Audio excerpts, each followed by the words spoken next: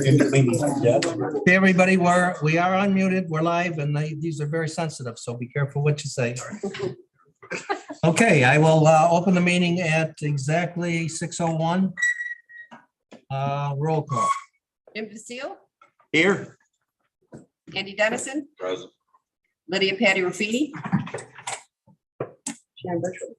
She said.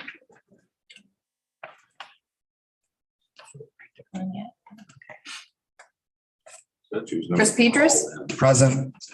Aileen McNabb Coleman. Present. Bob Shay, Present. Hans Petcher, Here. Mark Strong, Here. Heidi Nightingale. Present. Elaine Daly. Here. Patricia Kerr. She's excused. Christina Clark O'Luckins. Here. Michael Didio. He's on. Saw him. Brian Muldrow. Present. David Gould. Here. Okay, can we all stand, please, for a moment of silence? For our pledge and then a moment of silence, so keep standing. I pledge allegiance to the flag of the United States of America and to the republic which stands one nation under God, indivisible, with liberty and justice for all. Okay, I've got a couple of things I'd like to honor our past, current, and future veterans, and certainly the proud people of the Ukraine. And I don't know if all of you know this, but just this afternoon, there were 15 people killed in Texas, 14 young people, and a teacher. So could we all say prayers for all of them, please?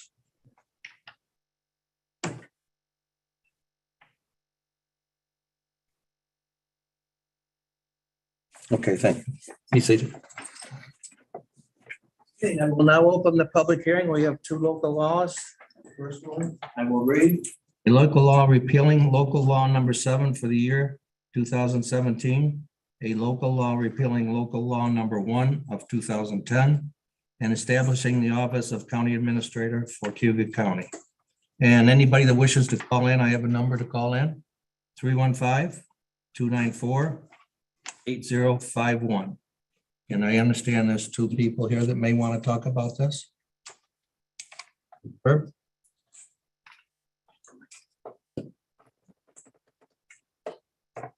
Well, thank you, David. You're My welcome. name's Herb Marshall. I was on this board when we approved the position of county administrator. In fact, I was chairman when we did. It was pushed very hard by the local newspaper, and I personally voted against it because it appeared to me that it had no chance at all of working. It was set up so that the administrator had very little power, and the legislatures retained virtually all the power they had. What I would like to convince you to do at some point is set up a commission to look at developing a charter for the county. And if you together could develop a charter that would enhance the county government, at that time you would possibly create the position of elected executive, and at that time do away with the administrative position. But it would appear to me that would be the best way to go ahead with it. Thank you, David. Thank you. Appreciate it. And I believe there's one more, Tony Kalala. Is she here? Come on right up. Stand right up. There's been an error. I'm not speaking on this topic. Oh, I thought you raised your hand. I'm sorry. Is Tony Kalala here then? Is there another? There are other Tony Kalalas. We had a Tony Kalala that signed up, that's all. Okay, guess not. All right, let me read the second local law. A local law to provide for 11 county legislative districts and to apportion the legislative body of the county of Cuga pursuant to section 10(1)(I)(II)(a)(13) of the municipal home rule law and repealing law number 4 for the year 1992. And again, that's the same number for anybody that wants to call in. Anybody like to speak about that? Okay, if not, moving along, proclamations, and we have 5 of them. So we'll start right off with the Older Americans Month. Bev, where are you? Could you come up, Bev? I will read this and then I'll present it to Bev, and then I think there's going to be some presentations of our senior citizens. It's a proclamation, Older Americans Month, May 2022. Whereas Cayuga County includes a growing number of older Americans who contribute their strength, wisdom, and experience to our community. And whereas Cayuga County benefits when all people of all ages, abilities, and backgrounds are welcomed, included, and supported. And whereas Cayuga County recognizes our need to create a community that provides the service and supports older Americans need to thrive and live independently for as long as possible. And whereas Cayuga County can work to build an even better community for our older residents by planning programs that encourage independence, ensuring activities are responsible to the individual's needs and preferences, increasing access to services that support aging in place. Now therefore be resolved that I, David S. Cool, Chairman of the Cayuga County Legislature, and fellow legislators do proclaim May 2022 to be Cayuga County Older Americans Month. I urge every resident to recognize the contributions of our older citizens, help to create an inclusive society, and join efforts to support their choices about how they age in their community. So, Bev, thank you so very much. Thank you very much. Thank you very much. Appreciate And I it. know you want to. Okay.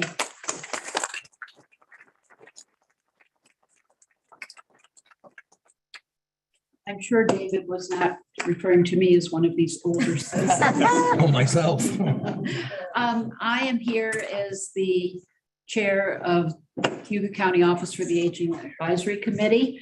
And our executive director is Brenda Wyman, who is over here, and she and her staff, along with Mrs. Daly, who represents the legislature at our meetings and is very active.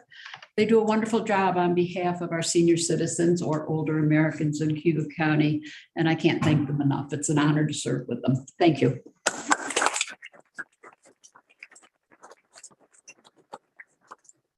Okay, Brenda, thank you. Thank you, Bev. You're welcome. I want to thank Bev and I want to thank Chairman Gold for recognizing Older Americans Month. And we, by tradition, our Office for the Aging always recognizes some senior citizens, some outstanding senior citizens of the year. And we have 3 honorees this year. So the first honoree is Carol Burns. Carol was unable to be with us this evening. She is from Mr. Basile's district, though, and Bev will help me by presenting her award to him. And let me just tell you a little bit about Carol. She's a resident of Sterling. She has 2 children who live nearby and 3 grandchildren. She's a member of the Faith United Methodist Church in Wolcott, and she fondly notes that her sister's a minister at the Clyde and Rose Methodist Church, and her sister, another sister, works for hospice. She was nominated by Sue Sullivan, the manager at the Fairhaven Senior Apartments, for her efforts to address food security. Carol has held a number of jobs over the years, including office manager for a property company, worked at Booth Electric, was an examiner for Cayuga County HEAP, waitress, and works as a teacher aide among several other positions. She says she enjoys jumping into a mess and organizing it to get everything straightened out. She's also the author of 6 self-published books. Carol saw a need in the community when she and her significant other, Ed, started the Blessing Box, organized by Amy Lozier. The Blessing Box is located on Cayuga Street in Sterling and functions as a mini food pantry for those in need. Community members help stock the pantry, and anyone can take what they need. Carol helps support this program by joining her significant other, Ed, to pick up day-old food at Tops and Hannibal every Tuesday, and then they drive to Geneva to Fryhoppers on Saturdays to load up with day-old baked goods and bring those to the Blessing Box and to the residents of the senior apartments in Fairhaven where they live. In the summer months, they also work to distribute fresh vegetables to others, and during COVID, they were very involved in making sure folks had food from the grocery store and food boxes when they were shared. Amy, who runs the Blessing Box, says Carol always goes the extra mile. She always has a smile and a kind word, and she is the type you can always count on. I couldn't do half of what I do without her. Carol does all this despite her own health problems that have forced her to give up driving. She says it is easier to get old and do something for others than sit around and watch TV. And for this reason, we are recognizing Carol Burns as an outstanding senior citizen and thank Legislator Basile for accepting that on her behalf.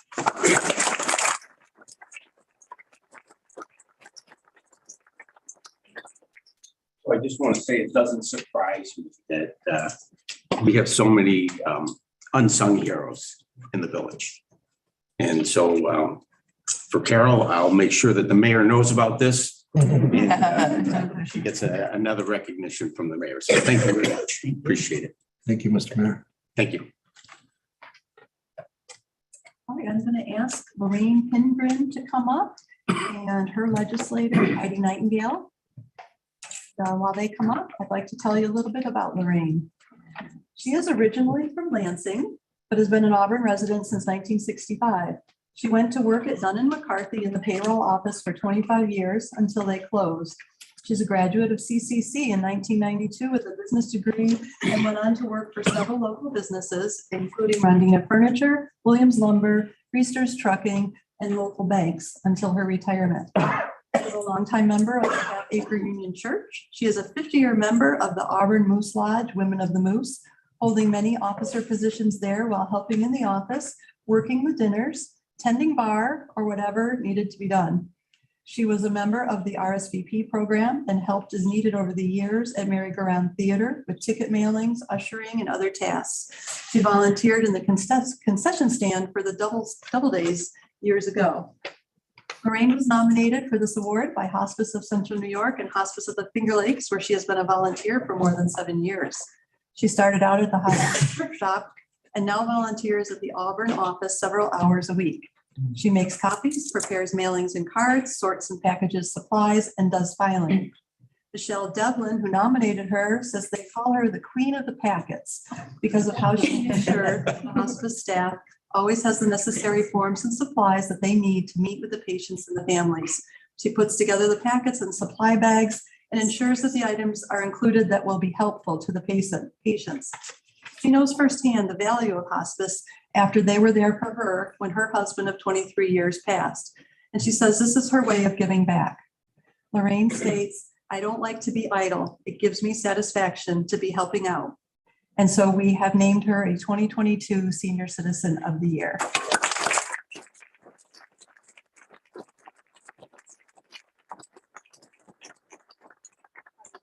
Tell you that I aspire to be like you. And I am so grateful that you are a neighbor in our district, District 10. And thank you for all of this work, commitment, and clearly your humility. Very humble about what you do.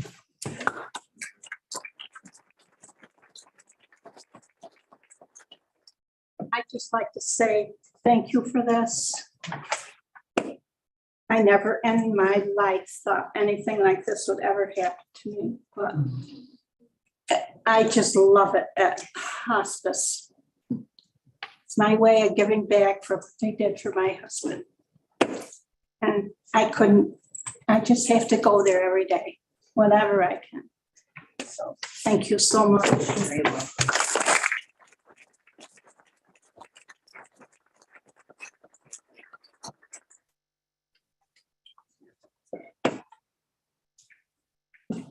And our final awardee, last but not least, is Timothy Donovan. And I'd like to invite Christine up as his legislator, Alarco. Tim was nominated by Joe Sarnacola. To fully describe all that Tim is involved in would take quite a while. But here are some highlights. He has volunteered for years for the Arise Ombudsman Program, the Auburn Problem Solving Courts, Auburn Public Theater, City of Auburn, Cayuga County Homeless Task Force, and Unity House. He is or has been a member of the Knights of Columbus, Council 207, the Skinny Atlas Sunrise Rotary Club, the Auburn Rotary Club, the Ancient Order of Hibernians, the Auburn Beautification Commission, Friends Helping Friends of Cayuga County, New York Auburn Sleep in Heavenly Peace, and Cayuga County Habitat for Humanity. He's a graduate of Leadership Cayuga 2020 and recently received a Cayuga County Heal Community Study Scholarship. He is attending CCC to obtain his credentialed alcoholism substance abuse counselor, ASIC 350 training. In recognition for his work with many of these organizations, he has received awards, including the Giantino, Featherbridge, Bauer Advocate of the Year Award, the New York State Community Action Association Visions and Values Community Service Award, the Fred Atkins Community Service Award, and a Housing and Homeless Coalition of Central New York Letter of Recognition. For anyone who knows Tim, you know just how involved he is in our community. He's not just a member of these organizations, he's full in, hands-on. Joe Sarnicola states that he has seen Tim's devotion and dedication as a community volunteer, especially for people struggling with addiction and mental health issues. He notes that Tim is a regular contributor to the Citizen, writing columns about addiction and mental health issues, which are widely shared throughout the community. Joe encouraged us to recognize Tim for his tireless and selfless efforts. Tim willingly shares his story with others, stating, "As a client consumer, I learned to advocate for others. I like to do what I can to make things better for others." For the amazing volunteer that you are, Tim, congratulations on being named a 2022 Senior Citizen of the Year.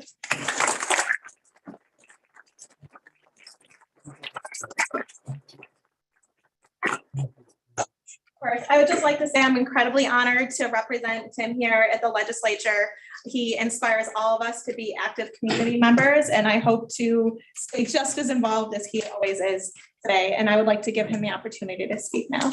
Thank you, Christina.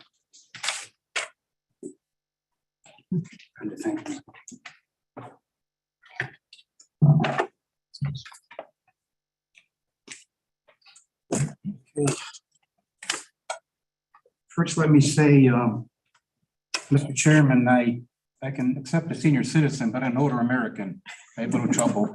I didn't write it. No, I'm just kidding. But first, let me, before I start, I want to recognize Nick Rides for Friends, Ashley Short, the new executive director, and all her staff with the wonderful things. They're advocates. And they inspire me in what they do for the recovery community, what they'll continue to do. A lot of them are here tonight. And I want to congratulate you, what you do for the community and our recovery addicts in need. And also I just want to recognize Jason Wally Myers and Drew Armbruster. They're two of my classmates in our CASIC training at Cuga Community College. And they inspire me as well. We inspire one another. Mr. Chairman, members of the dais, members of the Cuga County Legislature, Cuga County Department heads, and attending guests. I am overwhelmed with gratitude to be standing before and addressing the Cuga County Legislature and receiving the 2022 Senior Citizen of the Year Award. And let me share, I am a young senior. You know, many people in the last few days, they've come up to me who I know, and they said, "Tim, I didn't know you were a senior citizen." I mean, you surprised me. And I said, "Yes, I am. I'm a young senior citizen at heart, but I assure you, I'm a senior citizen." It's just been an ongoing topic of discussion. I want to congratulate Carol Burns, who's not with us tonight, for being awarded the Outstanding Senior Citizen Award. And I want to congratulate Lauren Pingren for being awarded the Senior Citizen of the Award as also. I want to thank my good friend, Mr. Joseph Sarnicola, who nominated me for this senior award. I also want to thank Brenda Wyman, Executive Director of and her staff of the Office of the Aging, for making this senior award possible. Thank you, guys. And I want to thank my District 13 legislator, Christina Calarco, for presenting to me my senior award. And Christina, you know, living in the district and you being my legislator, it means a lot to me to receive this award and to receive it from you. What is a volunteer? What is volunteering? It's a service to benefit others and helping a community to thrive. It is my passion to volunteer. It is something I do not do alone. There are many others who I volunteer with, many who are present in this legislative chamber tonight. And you know who you are, who I volunteer with.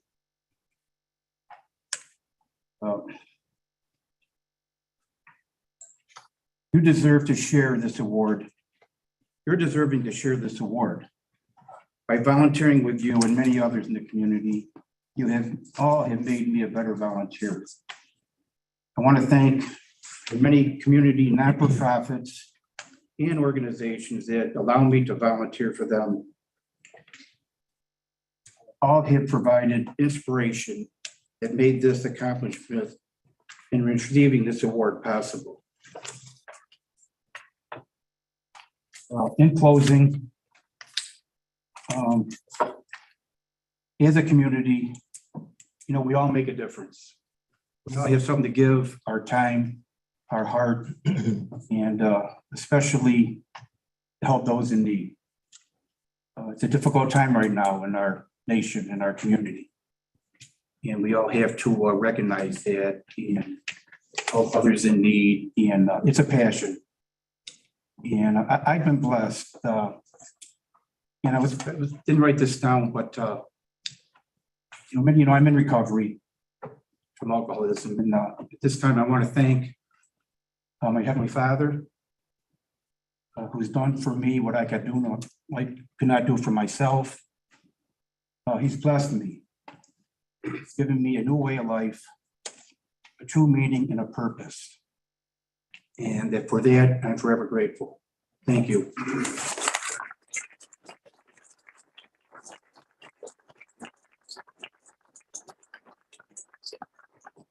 Thank you very much, Tim. That was great.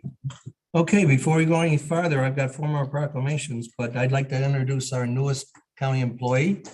Her name is Sarah Blauer. Sarah, would you stand up, please? Sarah is going to be the secretary to the chair. She starts a week from today, so congratulations, Sarah. Thank you. She just graduated from St. Bonaventure, so let's give her a round of applause.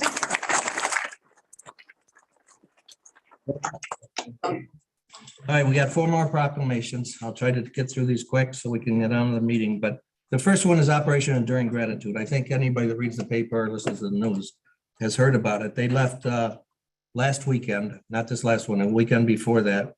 I was down at 6:30 at the Armory and presented them with the plaque for this. It's taking our military veterans to Washington, D.C. There's not a better time in the world than going. I went 6 years ago, and it's the most outstanding time you can ever have in your life. But let me read it. Proclamation, Operation Enduring Gratitude. Whereas Operation Enduring Gratitude is a service project of Auburn Knights of Columbus Council 207 and their Ladies Auxiliary for the purpose of hosting local World War II, Korean War, and Vietnam War veterans on all expense-paid trips to Washington, D.C. to experience the monuments and memorials that our grateful nation has constructed in their honor. And whereas Operation Enduring Gratitude has completed 3-day trips for 2 busloads of veterans, medics, and volunteers in 2012 and 2017. And whereas the next Operation Enduring Gratitude trip is scheduled for May 13th through the 15th, which was last 2 weeks ago. Whereas the program is a way for our entire community to recognize and show respect of our friends, families, and neighbors who have served our country in peace and in war. And whereas the commitment, focus, and work of David and Patty Pappert and their committee of volunteers make these trips possible and the experience rewarding, and without whom the program could not have gone forward. And whereas all of us in Cuga County recognize this week, honor our veterans, therefore it be resolved that I, David Gould, Chair of the Cuga County Legislature, and fellow legislators do proclaim May 13th, 2022, Operation Enduring Gratitude Day, and urge all our citizens to take time to remember our veterans and the sacrifices and gifts they have given to all of us. And further it be resolved that Dave and Patty Pappert, the Operation Enduring Gratitude Committee, and the Knights of Columbus Council 207, accept this appreciation and recognition of a grateful community. I would present that to them before they left, and they got back at midnight last Sunday. And I know they all had the best time of their lives. So thank you for that. All right, our next proclamation is going to be Motorcycle Safety Awareness Month. And can I have, Dennis come up, please? Dennis Palmera. Dennis is the president of ABATE. Anybody that has ever heard of a motorcycle knows what ABATE is of Cuga County. I don't have leathers on today, so. I'm going to read this, and then you can say a few words. Okay, Dennis? Proclamation, Motorcycle Safety Awareness Month, May 2022. Whereas the safe operation of a motorcycle requires training, use of good judgment, and thorough knowledge of traffic laws and licensing requirements. And whereas Cuga County joins the American Bikers Aim Towards Education, ABATE, this year in spreading the important message to reduce the alarming number of fatalities and personal injury accidents that involve automobiles and motorcycles, primarily due to inattentive driving, texting, etc. And whereas it is the responsibility of all who put themselves behind the wheel to become aware of motorcyclists regarding with the same respect as any other vehicle traveling the highways of this county. And whereas the responsibility of rider and motorist alike to obey all traffic laws and safety rules. And whereas during the month, we raise awareness of motorcycle operating safety, education, training, and programs. And we encourage all drivers in New York to look twice and drive defensively and cautiously in order to reduce motorcycle vehicle collisions and save lives. Now, therefore, it be resolved, I, David Gould, Chair of the Cuga County Legislature, and fellow legislators do proclaim May 22nd, 2022 as Motorcycle Safety Awareness Month in Cuga County. As the Cuga County Legislative Chair, I urge upon the citizens of Cuga County to become aware of the inherent danger involved in operating a motorcycle, and for the rider and motorist alike to give each other the mutual respect they deserve. So congratulations, Dennis. Thank you so very much.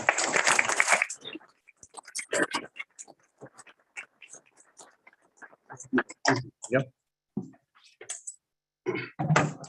I'll be very brief. On behalf of Abate Cuga County, Abate New York State, and all motorcycle riders in Cuga County, I'd like to thank Chairman Gould, Cuga County Legislature, for supporting and recognizing this month, the month of May, for motorcycle safety and awareness. We're extremely proud that this year we're getting support from the Cuga County Legislature, City of Auburn, and Cuga County Sheriff's Department. Thank you, Sheriff, for promoting motorcycle safety, public service announcements, and other social media things. American Bikers Aim Towards Education is a not-for-profit corporation formed to promote and protect the interests of all New York State motorcyclists.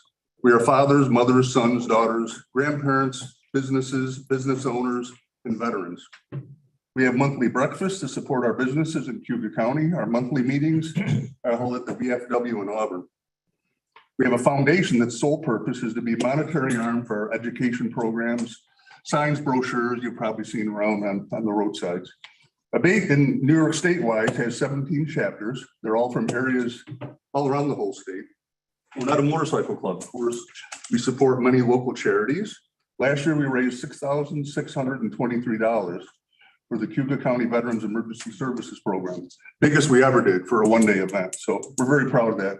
SPCA, Hogs for Dogs, probably you've heard of, other organizations. We either help organize the event or just as support to them.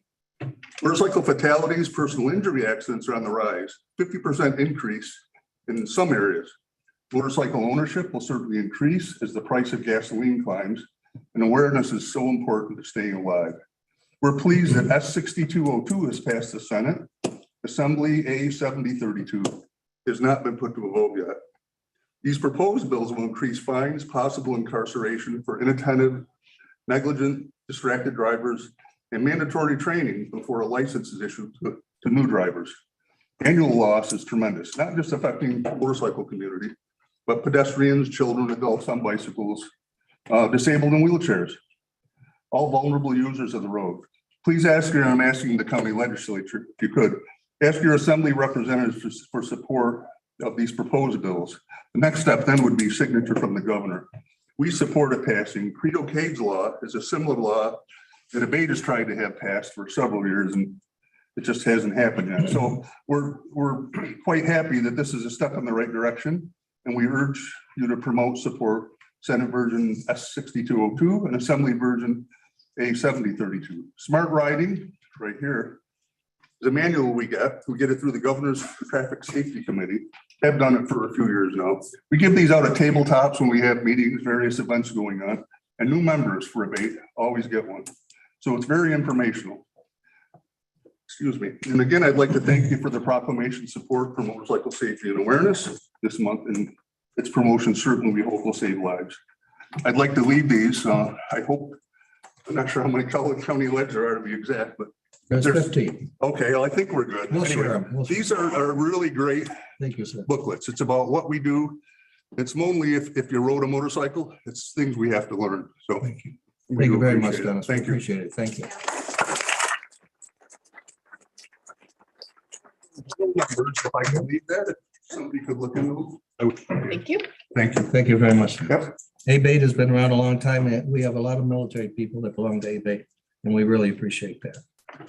Okay, our next proclamation, Mental Health Awareness Month. Lauren. Didn't realize you were coming up, did you? Lauren Walsh, she's the director of our mental health clinic in Cuga County. All right, let me read this. Proclamation, Mental Health Awareness Month, May 2022. Whereas mental health is essential to everyone's overall health and well-being, and whereas all Americans face challenges in life that can impact their mental health, especially during a pandemic, and whereas there are practical tools that all people can use to improve their mental health and increase resiliency, and whereas mental health conditions are real and prevalent in our nation, and whereas with effective treatment, those individuals with mental health conditions can recover and lead full productive lives. And whereas each business, school, government agency, healthcare provider, organization, and citizens share the burden of mental health problems and has a responsibility to promote mental wellness and support prevention and treatment efforts. Now therefore it be resolved that I, Dave Gould, Chairman of the Cuga County Legislature, and fellow legislators, do declare May 20th, 2022 is Mental Health Month in Cuga County. As the Cuga County Chair, I also call upon the citizens, government agencies, public and private institutions, businesses, and schools in Cuga County to commit our community to increasing awareness and understanding of mental health, the steps our citizens can take to protect their mental health, and the need for appropriate and accessible services for all people with mental health conditions. So thank you, Lauren.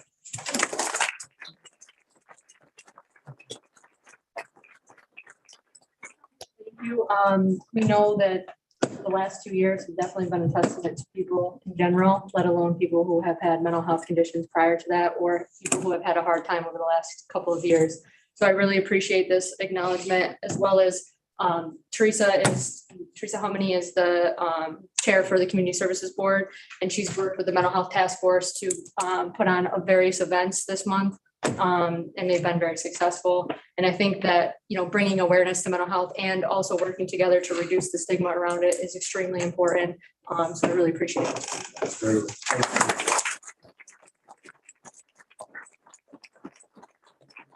Next one, I think we have one new county employee that wasn't even hired as of our last meeting. But Shereen, could you stand up, please? And Shereen Andresco, she's our new operations officer. We took her from DM. All right, thank you so much, Shereen. Okay, our last last proclamation, Emergency Medical Services Week. And I know we have several people here from EMS. Could you all please come up in front, stand? I know some of you are here. Don't be bashful. All right, Dale, you got to come up. Where's Dale? Yeah, Yes, they didn't want to come with you or what? All right. what can I say? This is EMS Caring for Our Community, May 15th through May 21st, 2022. Whereas emergency medical services are a vital public service, and whereas the members of emergency medical service teams are ready to provide life-saving care to those in need 24 hours a day, 7 days a week. And whereas access to quality emergency care dramatically improves the survival and recovery rate of those who experience sudden illness or injury. And whereas EMS has grown to fill a gap by providing important care, including preventive medicine, follow-up care, and access to telemedicine.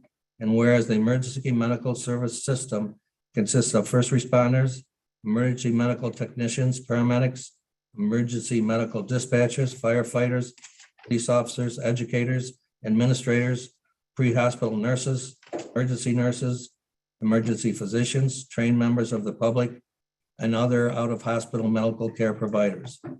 And whereas the members of emergency medical service teams, whether career or volunteer, engage in thousands of hours of specialized training and continuing education to enhance their life-saving skills. Whereas it is appropriate to recognize the value and accomplishments of emergency medical services providers by designating Emergency Medical Services Week. Now therefore it be Resolved that I, Dave Gould, Chairman of the Cuba County Legislature, and fellow legislators do proclaim our gratitude and urge the residents of our county to join with us in recognizing the Emergency Medical Service Week in Cuba County. Thank you, Dale.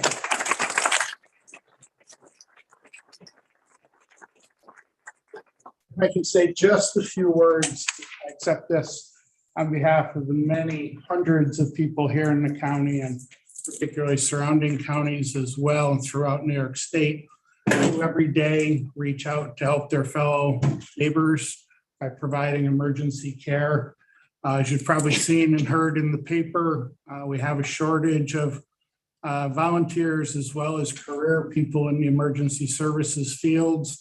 So I would like to ask everyone here, when you run across someone, irrespective of their discipline, whether it's law enforcement, fire, EMS, because EMS is woven into a lot of the other organizations, please stop, take a moment and say thank you to them.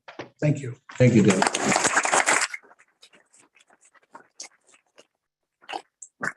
All your fellow EMS, we're all proud of them. Okay, Dale? Thank you.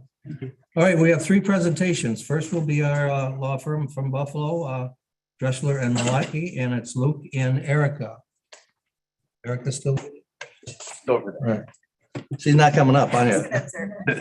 Okay, thanks. Good Luke. evening. My name is Luke Malecki. I'm a partner at Dressler and Malecki CPAs. We recently conducted the external audit for Cuga County. I'm just here to provide a brief summary of that. With me, as introduced, is Erica Hanley, who acted as the senior manager on your account. We did meet with key management officials within the county and gave them the results of the audit and are excited to share it with yourselves.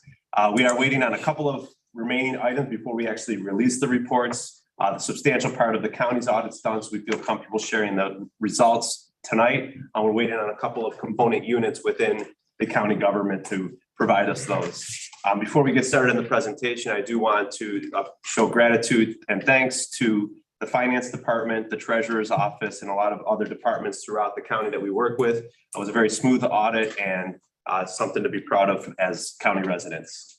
So just shifting through the first slide, the products of our audit and why we are hired. We are external auditors, and we perform a series of tests surrounding the financial statements that are prepared by Mary Beth Leeson and the rest of the finance department. We haven't officially released the report, but we do anticipate an unmodified or clean opinion with no significant deficiencies or no findings, which is about the best you can do. We also have issue a couple of letters, the first of which is a management letter. We invite the county legislature to read through that management letter. And the first couple of items are going to kind of identify a really unique opportunity with your county in that you are, as of January 1st of this year, shifted from a treasurer type form to a director of finance type form. And it's going to give you a lot of opportunities to revise some of your current policies and identify key roles within the county. Some roles that we invite and suggest you to look at include the journal entry policies and who's responsible for those procedures thereof, as well as the bank reconciliation procedures. There's certain overlaps that can work between the treasurers and the finance. And it's also a unique time to look at the accounts payable and purchasing potentials within the county. There's 57 different counties within New York State, excluding those in New York City, and 57 different ways of kind of running the operation. So every county is very unique, just like the people and the territory that each county presents. So it gives you a unique opportunity to look at how your processes are run within the accounts payable and purchasing. Maybe just looking at kind of an approach that could take into consideration finance picking up some of the procedures for some smaller departments that don't have the accounting knowledge or the accounting experience to provide that purchasing policy, whereas other departments such as DSS may streamline the procedures by keeping those in-house. So really all that to say that this is it's a tedious and it's going to be an uphill battle trying to form the new inner workings of the new department, but it's a good opportunity to take a fresh look at how the backbone and the county operations of the finances are run. So there'll be a few other comments within that letter, but those will be the key ones that I think should interest you as the legislature. The next bullet there is the auditor communications letter. What that letter will do is provide a little background of what our responsibilities are, what management's responsibilities, and what's those charged with governance responsibilities are. We'll also indicate that we are independent of the county. We are, everyone in the firm that has touched the audit has signed off as being independent. We'll go over some key significant accounting policies and estimates within there. Finally, we provide what's referred to as a New York State Department of Transportation report. And within that report, test compliance with certain transportation money that you get, to include CHIPS, Pave New York money, and extreme winter recovery. Just really going through a very brief update of the financial statements. I know your budget director and your finance department keep you abreast of the situations throughout the year, but we did want to bring a third-party perspective into this. What you're looking at here is a 5-year trend of revenues and expenditures, and you can see there was quite a big bump in revenues and expenditures in this past year. And the budget called to use about $2 million of fund balance. And in actuality, the general fund's fund balance increased by $6.2 million. And the main reason for that is sales tax. Sales tax outperformed its budget by about $13 million. Of that $13 million, approximately 5.5 to 6 of it gets shared with other municipalities. But about $7 million stayed in the county's coffers to help increase that fund balance, almost dollar for dollar what you see with the 6.1 million. State aid also increased a little bit. There was an ELC award, which is basically to help facilitate COVID testing during the pandemic months that we're in, as well as some money with the library. And then finally, there was some DSS, the Department of Social Services, catch-up money that was a result of some stalled payments at the state level from the pandemic year that came through in 12/31/2021. On the budget side of things, tracked very closely to the budget, or excuse me, on the expenditure side of things, tracked very closely to the budgeted amounts. The only variance was in general government support, which was that distribution of that sales tax that I mentioned. That was not included in the budget because it was completely unanticipated that sales tax was going to increase at 22%. Just really going on to a little bit more detail in the revenue side of things. This is the 5-year trend specific to revenues. Total revenues for the general fund for the year amounted to $150.6 million. That's $15 million that was then higher. $15 million higher than what was projected in the budget, largely because of those two items I just spoke on, sales tax and state aid. Sales tax actually increased by $11 million. That's that top portion. You can see that huge jump. It's unpredictable on whether or not that kind of growth is going to be sustained, but I will tell you over the last several years that I've experienced in working with counties in New York State, we've never seen across the board these 20% increase throughout the state. So it's pretty remarkable as far as sales tax goes. The final slide the second to final slide on the expenditures will just show that the biggest change in that expenditures, which amounted to $144.4 million, was that second category marked as general government support at $44.1 million. As I said, all the other expenditures tracked their based on what was projected and followed their trends. The topmost category and the purple portion, the fourth one down, those are the mandated programs. So if you tally those together, you're looking at close to $60 million of economic public benefit programs that are maintained and monitored by the county.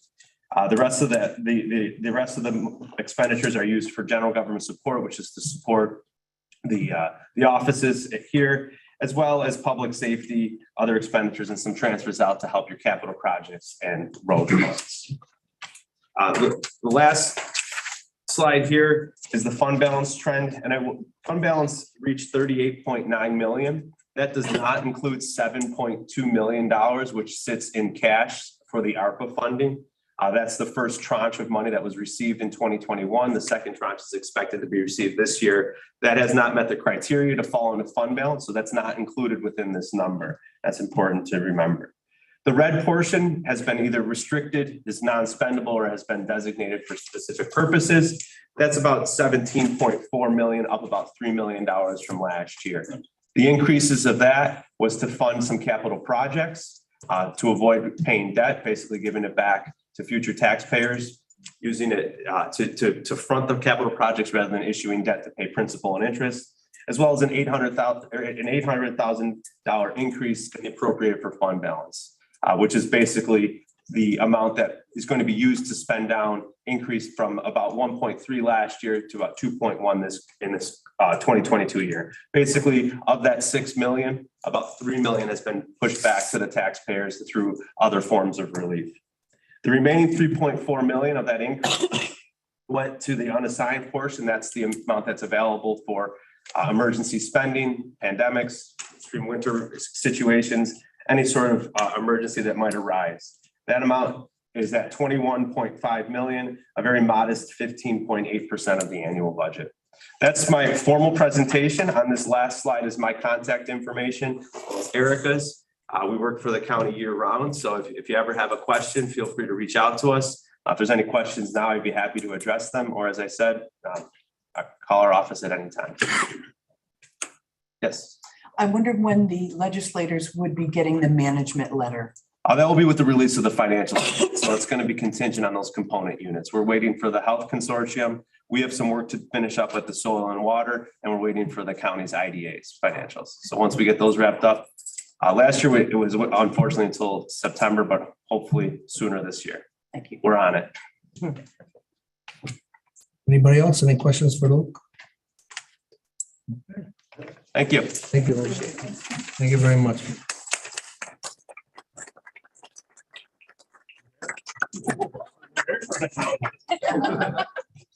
We're just a friendly group.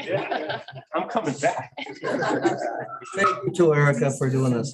We appreciate it. They met with us this afternoon, the financial group, and explained the many things to us, and we really appreciate it. Thank you. Thank you.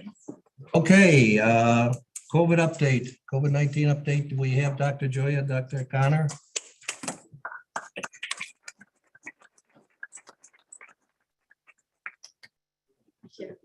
This is the copy of presentation and some. Thank you. Appreciate it. Next to you. Wait for the speaker. Thank you. Yeah.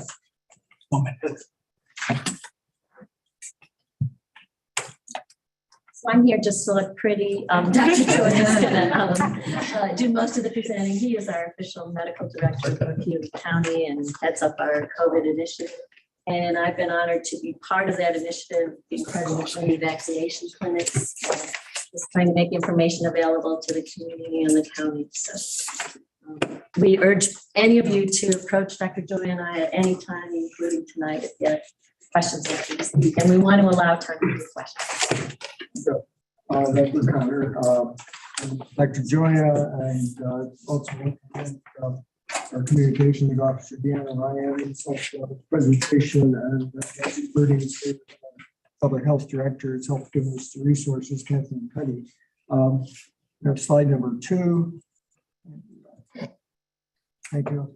The message, unfortunately, COVID doesn't seem to be going away,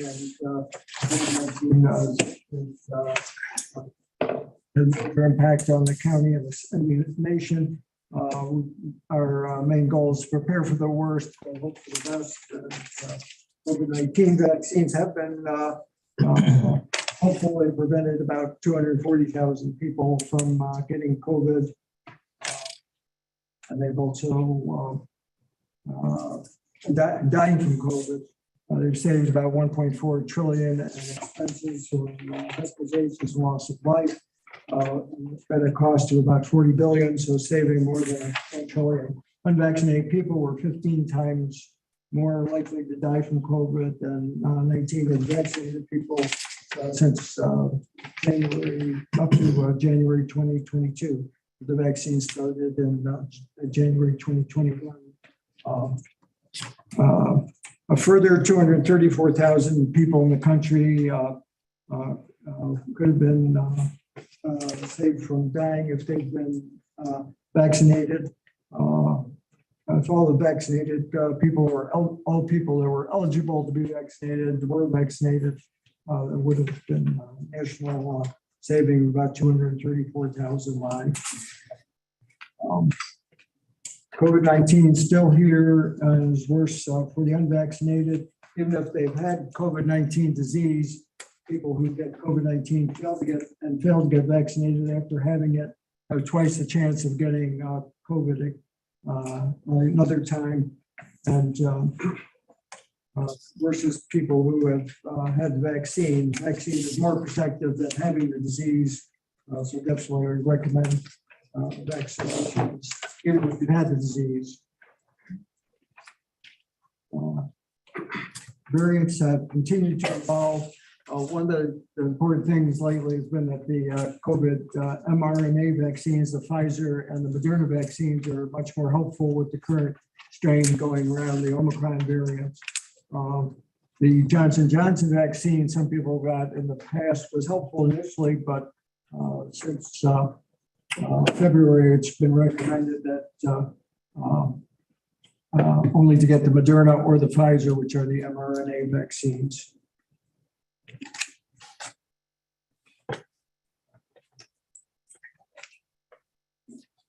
And we have those vaccines available for everyone during our scheduled clinics, which you can find out about through public service announcement, through signs in the town, and especially on our county website. Come to one of the clinics if you know of someone that needs it. And a doctor is present at those clinics. So you have the opportunity for a free, unlimited consult with the doctor at those clinics. So please encourage that. And people who've had the Johnson & Johnson vaccine, if they haven't been boosted lately, they should get boosted with a Moderna or Pfizer vaccine to protect from the current strains that are going around.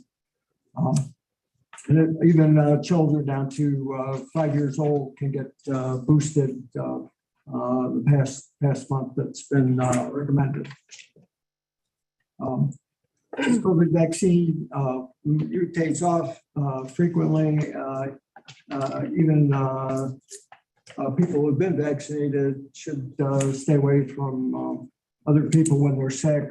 And even if people have been vaccinated, you should take precautions such as avoiding saliva or close contacts and mask wearing, especially with the N95 mask. As always, recommend that anybody who is having problems straining to breathe, having problems with sleeping, eating, talking, doing routine activities, short of breath, stiff neck, spontaneous bleeding in the skin, severe chest pains, signs of stroke, vomiting, stooling, draining much blood, or constant stomach pains over 4 hours should seek medical attention immediately. Avoiding close contacts is always important to help prevent the spread, especially with variant strains likely to emerge in the future as they have in the past. Especially to protect the most vulnerable, elderly, pregnant, immune compromised, hypertensive, heart cancer, diabetic, obese, lung, vitamin D or C deficient patients, all these special protection from COVID-19 vaccinations as possible, and avoiding contact with COVID-19 virus or SARS-CoV-2 is always helpful. Next slide. This shows that vaccination help, even though presently we're somewhat discouraged that people who get sick often are vaccinated, but as you get more people that are vaccinated, you're going to get more sick people that also are vaccinated, especially the elderly, immune suppressed. Those people have several diseases. They're susceptible. Even when they're vaccinated, they can still get COVID-19, unfortunately. This is actually a slide that I provided to the talk, and it was given to me by Dr. Stephen Thomas, who's the chairman of infectious diseases at Upstate Medical Center. But he's better known worldwide as the principal investigator and developer of the Pfizer vaccine. He's right here in Syracuse, New York. Okay. And I'm able to communicate with him at any time. He answered a question by text for me once when I was at a clinic field time. And Dr. Thomas provided the slide to really emphasize that we need to be careful about how data is presented and interpreted to us. Okay. So if you take any message, one of the messages we want you to receive is be careful of your source of information. And that's why we're volunteering ourselves as sources for information. Because if you look at that, those red dots are COVID cases, okay? So that means there were 4 COVID cases total. So that might get presented as half of the cases were in vaccinated people and half were in unvaccinated, okay? That big bunch of yellow blobs are the vaccinated people. But in truth, 2.4% of the vaccinated people got infected. 11.7% were in the unvaccinated. So it's, if you can present it as 50% of people got COVID that were vaccinated or unvaccinated, it sounds like vaccines don't work. Let me tell you, vaccines work, okay? I'm an ER doc. Many of you know me in the community as that. And I can assure you that the people we have admitted are the unvaccinated. And when they're in the ICU, they're regretful that they weren't vaccinated and their families weren't vaccinated. So to me, it is not political. We ask you to trust our knowledge. We are always updating our information. And it's what we do. It's my profession, just like all of you have your own. So that slide's a real hit home for me on how to look at data. It's especially important because the large group of vaccinated people in our county is usually the older population, and people who have been are sick and have been especially recommended to get the vaccines. We have like about 80% of the people over 50 years old have got the vaccine, but the younger groups have really got it. But the older groups are getting sicker more often, but they would be a lot worse if they hadn't been vaccinated. There's still that protection of decrease in mortality and morbidity. They're much safer than the unvaccinated group. Though both the natural immunity that you get from getting the disease and the immunity from the vaccines is not permanent. It has to be boosted. That's why we're recommending our boosters for everyone from 5 years old and up that can get the vaccine. You guys are used to boosters, okay? We've gotten boosters all our lives, okay? They recently figured out we needed to renew our tetanus shots when before they were just our baby shots, okay? Vaccines are safe enough that on day 1 of your life, you get your first tetanus pertussis vaccine. So vaccines are safe. We don't release them. If we thought they would cause death and worse side effects than the diseases, we would not have them out in the community. We take an oath, do no harm. Have the next slide, please. Thank you. This shows, again, the protection. Natural immunity is good, but not as good as the having the vaccines. For people who have get hospitalized, if they've had COVID before, there's 5 times, they have 5 times the risk of getting it when they're hospitalized, and people who have been vaccinated. Vaccinated people again are more protected. The next slide, please. This shows one of the major complications with COVID-19 is myocarditis or chest pains. This is you have 16 times more the risk when you get COVID-19 getting myocarditis than you do if just normally without any illnesses. The general population. If you get the vaccine, there's also a slight risk of getting COVID, which is like 1 in 10,000, which is the normal background rate that everybody has. So there's no increased risk for getting the vaccine, but definitely if you get the disease, you have a much 15 times rate of getting the myocarditis, which can be a serious disease and debilitating. Similarly for long haul COVID, people that get the vaccine, they tend to get 60% less headaches, muscle aches, and fatigue than people who have not been vaccinated when they get their first case of COVID.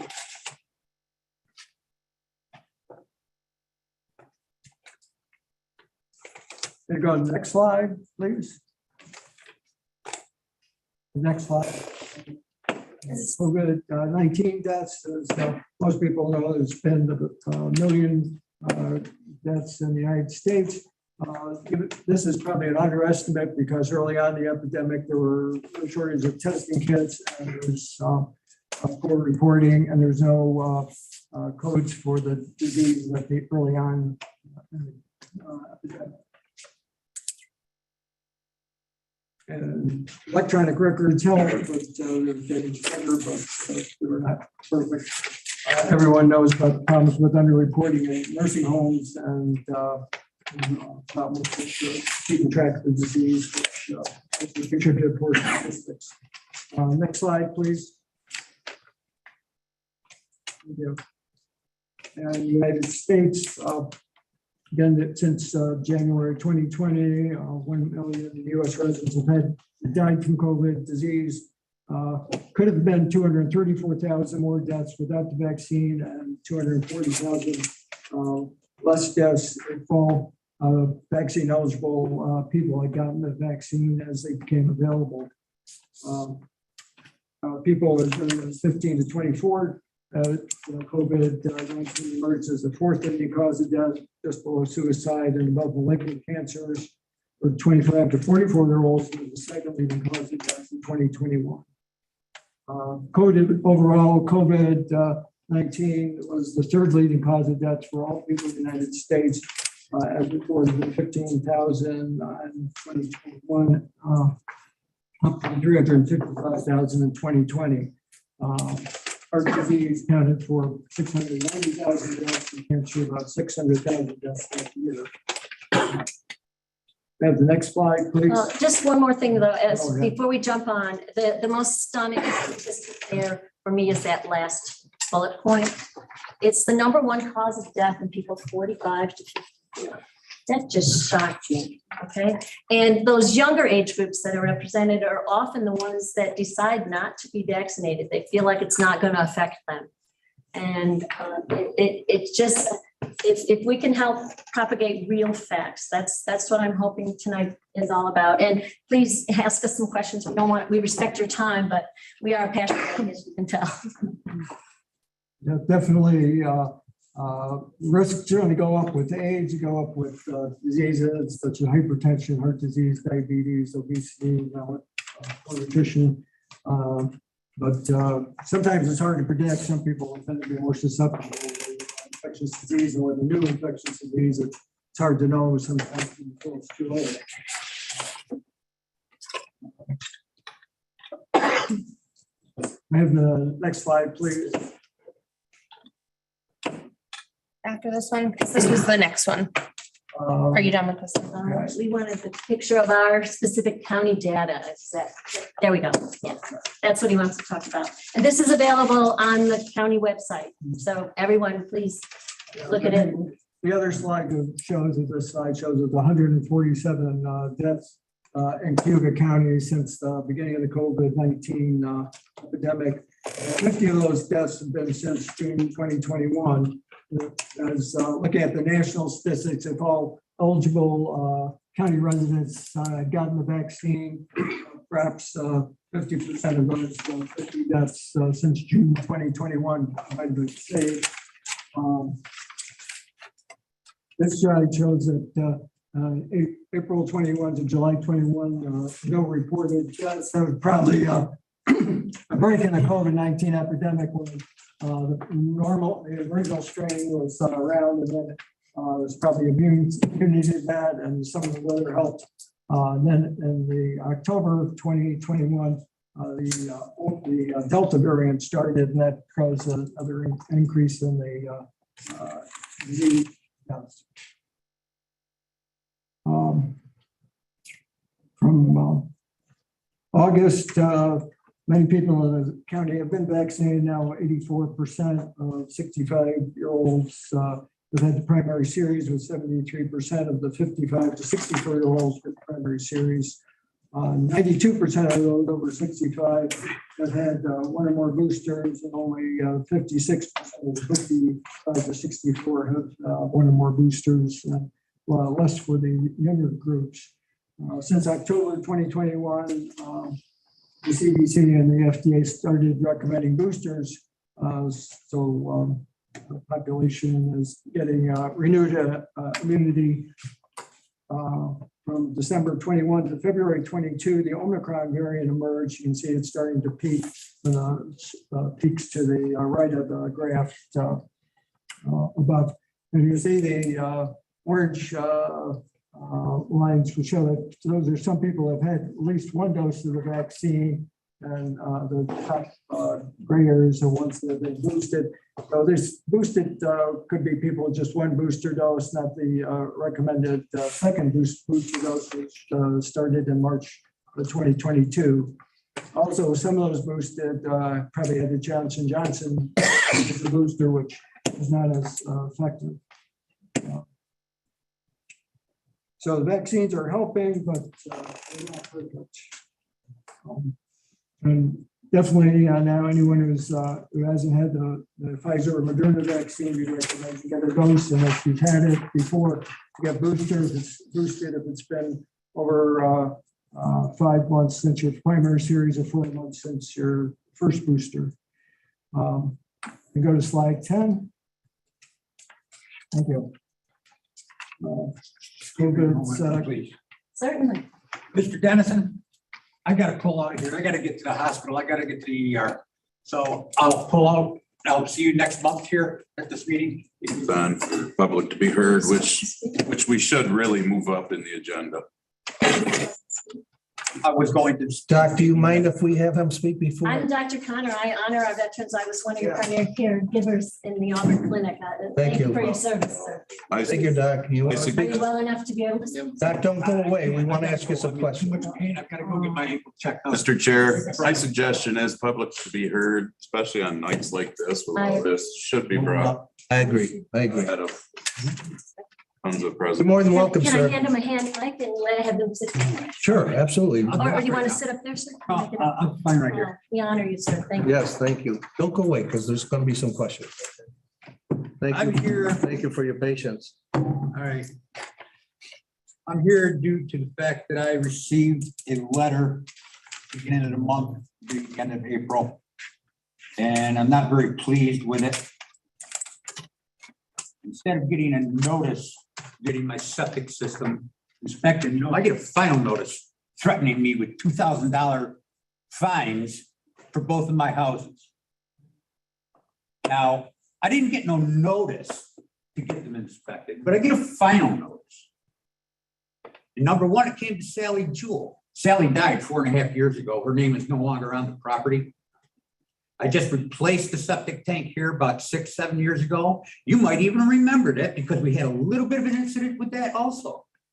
Because you couldn't read the paperwork that you were presented. All you saw was my last name. And because of the problem you have with my brother, Sir, you reject it. be respectful, okay? Be respectful. I am being respectful. Okay. I'm go just ahead. reminding her of what happened. All right. I replaced my septic tank. And I think that really my point that I want to make is this is nothing more than a money grab for most of the people from the county. This was originally brought up when the Owasco Lake watershed was being threatened because of the bad septic systems around the lake. And I understood that. But to take and make everybody in the county get this done every 3 years is nothing more than a money grab.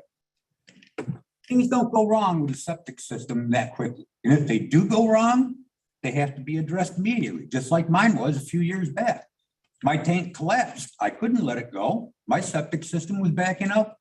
So I had to replace the tank. No problem. I went out and I did it. I got one of the people that's even one of your inspectors to come and do the job. And when he presented the paperwork, it got rejected because of my last name. Well, like I'm saying, this is nothing more than what I see as a money grab from the people of the county. Most of us don't live in the Owasco watershed. I don't. So I'm wondering why this has to keep on going. Why don't we do this? Can you leave your name and number? Andy knows it, right? Andy knows it. I will give you a call tomorrow and we'll discuss it. How's that sound? Sounds great to me. And we'll come to a conclusion, okay? Yep. All right, sir. I appreciate it. It's, like I said, I've gone along with this here since it's been in, and I've said all along, there's nothing more than a money grab. Okay. And it's not right. We definitely will discuss it. You need a ride to the hospital or anything? No, I You got sure? myself taken care of. All All right, we appreciate it. right. Have a good day, sir. Thank For you. letting me. You're welcome. You're very welcome. Feel Thank you for your service. you still have this. Appreciate it very much. I know you're a vet also. Yes, I am, and that's why I appreciate you. All Right. right, have a good night, sir. You also. Thank you. Okay. Would you like to finish, Dax? Actually, I think we're done. And at this point, I think we'd love to have questions if there are any, and we can defer them, really. So I'd just like to close. Certainly, yeah, Doc, sorry. Sorry. Likely COVID-19 will be around for some time, next 1 to 2 years. even if it goes away, it likely will be replaced in the future with other coronavirus or and other animals and may mutate, spread between humans. Especially now there's the highly pathogenic avian influenza virus in poultry and wild birds that is wreaking havoc on the agriculture industry and could mutate and go into humans, which would be a large problem, maybe even larger than COVID.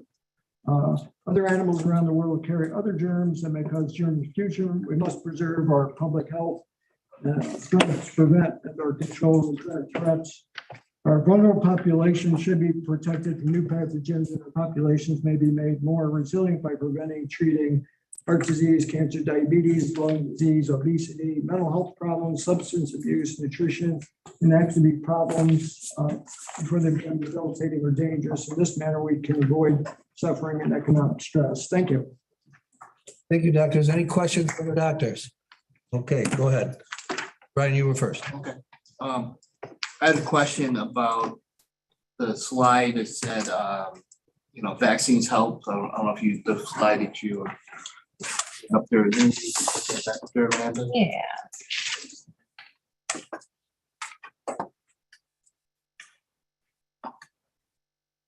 Number 3. So this slide is interesting to me because I really want you to re-explain it because as legislators, we all get updates. Yeah. So many times I see the 50-50 split, or I see a lot of unvaccinated people getting in sometimes more than the vaccinated. So I just want you to go explain that one more time. Because sort of like about an 80% of the people on the left are vaccinated group, and then you've got about another 15% on the other side.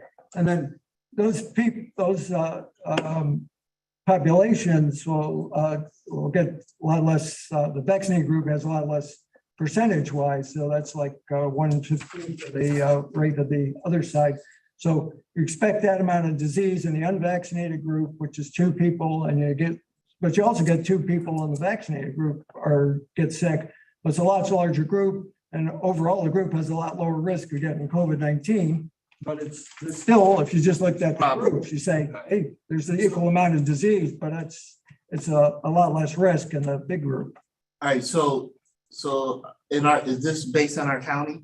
No, this is This is actually general based on Provincetown. Do you guys remember that when in the summer, more than a year ago, there was that big gathering and they used it to say that vaccinated and unvaccinated people got it at the same rate. So this was a clarification from the scientists that when that mass gathering happened, that vaccines still did prevent the disease, but it was presented in much of the media as 50% of the people that were vaccinated got it and 50% of the people that weren't. 50% of the cases were in that. So how many people were vaccinated in that were in that county? So we have a fair. In our county? No, in whatever. In this picture, yeah, and it's just a representation. So this is 83 people, okay? And then this is 13 people, okay? And then the other cases, so those are vaccinated, the big blob, and the small blob are the unvaccinated, okay? And so the red dots are cases, okay? So there's 4 cases amongst both of those populations, okay? And you can see that 2 divided that big number is a lot smaller. To me, the picture means everything more than a number. So this is 2.4% of the people that had a vaccine got sick, okay? But 11.7 of those people who didn't get vaccinated got sick. Okay, so I want to appreciate your time. So Sure, the other slide that you have If there. there's anything, this was my main point. No. Because it can be misrepresented. All right, so the other question I had is you had some age demographics of people who have passed away. Can you go to that slide? Yeah, Dr. Joya is our expert on that. I'm the stats girl, and I just thought that graph meant a lot. So this is breaking down that last age 45 to 54, number 1 kid. It's not heart disease, it was COVID? Yeah. Yeah. That's In what that blew me age group. away. Yep. I'm an ER doc. Yeah. we saw more deaths from COVID. And we saw deaths in young people that were really horrible. And I think a lot of people don't realize that COVID is a clotting disease, okay? So that does cause heart attacks. It causes strokes in young people. One of the first things that came out of New York City is the stroke doctors were alarmed at all these young people that didn't know they had COVID. It was before we really knew about COVID. They came in with major strokes, okay? The vaccine doesn't do that, the disease does. Okay, thank you. Yeah, does that help? That's all. Thanks, sir. Lydia first, Andy. Hi. And we don't want to Heidi, use your I'm whole time. We forgive us, please. But we're happy for the interest. Thank you, doctors. I want to talk for a minute and ask a question about the reports that we do get locally from Deanna. And as we get those reports, we see quite often a higher death level or hospitalization level of those who are unvaccinated. But what I want to say as an academic is that those numbers are statistically unreliable and cannot be evidence-based. You have to have a much higher group. The groups that are listed here, the groups that CDC is using. I know that's been an issue and a conversation among us as legislators and the public who say, see that, unvaccinated or vaccinated and died, vaccinated and went into the hospital. But they're not realizing that it's 237 people, or in a given week, 11 or 7 or 9. It's statistically insignificant. It would not fly in any kind of research among the medical academic researchers. And I want my colleagues to understand that as an academic. Secondly, I do have a question about boosting and boosters. I am boosted and I believe in it. I have the J&J, so I went back and did what I needed to do when reports came out. But I'm curious about the current vaccines and boosters. Are they still based on the Delta? And does that make a difference in terms of these variants happening? And what are the pharmacies doing to perhaps update and change these vaccines if we're still using Delta? So first I wanted to know if we're still using Delta as the booster. Yeah, and we know we've gone through Omicron and now we're in ABCD, whatever. If you could just let me know what that's about. Yeah, the basis of the vaccines is the original strains and back to Delta even before. It seems to work. We know it works with boosting with the Pfizer and the Moderna vaccines. Doesn't work with the J&J at the present time. That just started in February. It's working well. So far, it's working. They are doing research trials on new strains, taking the most recent strains and then working with that. Just as with the flu vaccines, we know it changes every year. COVID's changing, so it's kind of like hitting a moving target.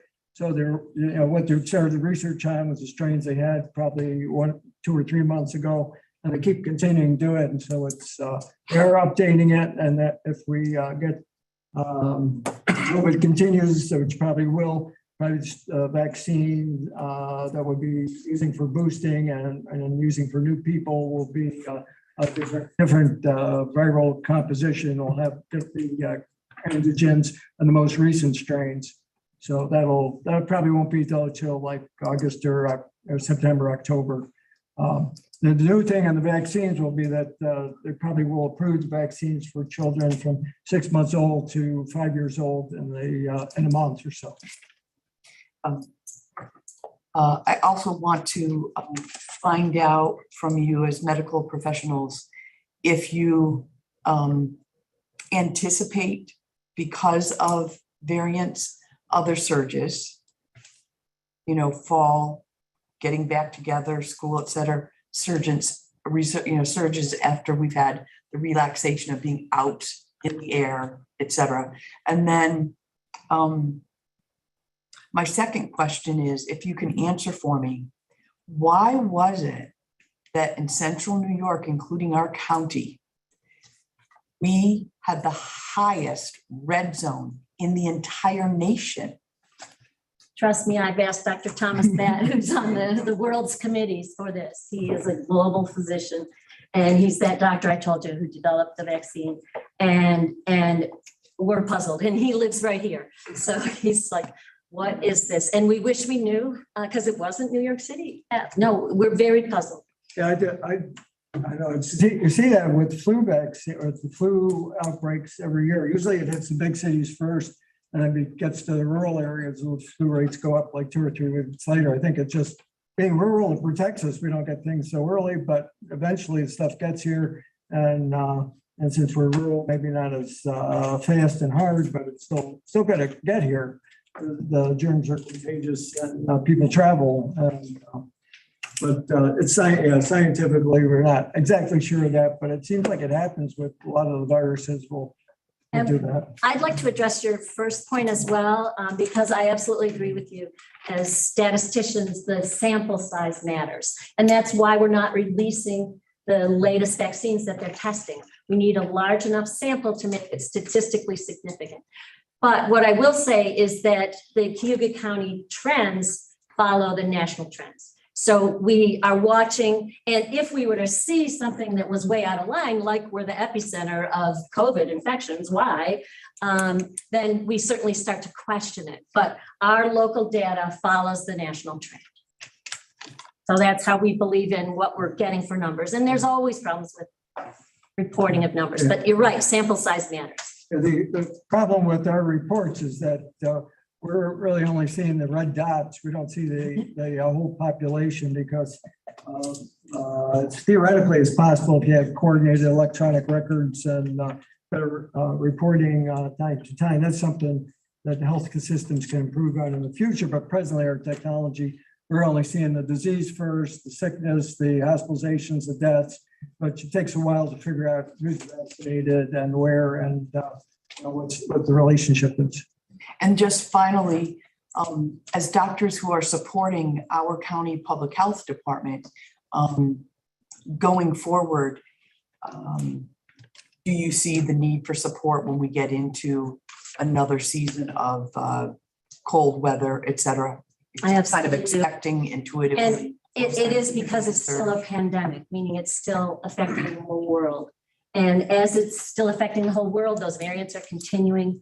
And we don't know if it really is seasonally variable, but it seems the past 2 winters that it has gotten worse. So I think the best thing would be to, like Dr. Joya said, hope for the best, but prepare for the worst. So I think we need to be ready. And I told my own husband, who's not medical, when the hospitals stop wearing masks, I'll stop wearing masks.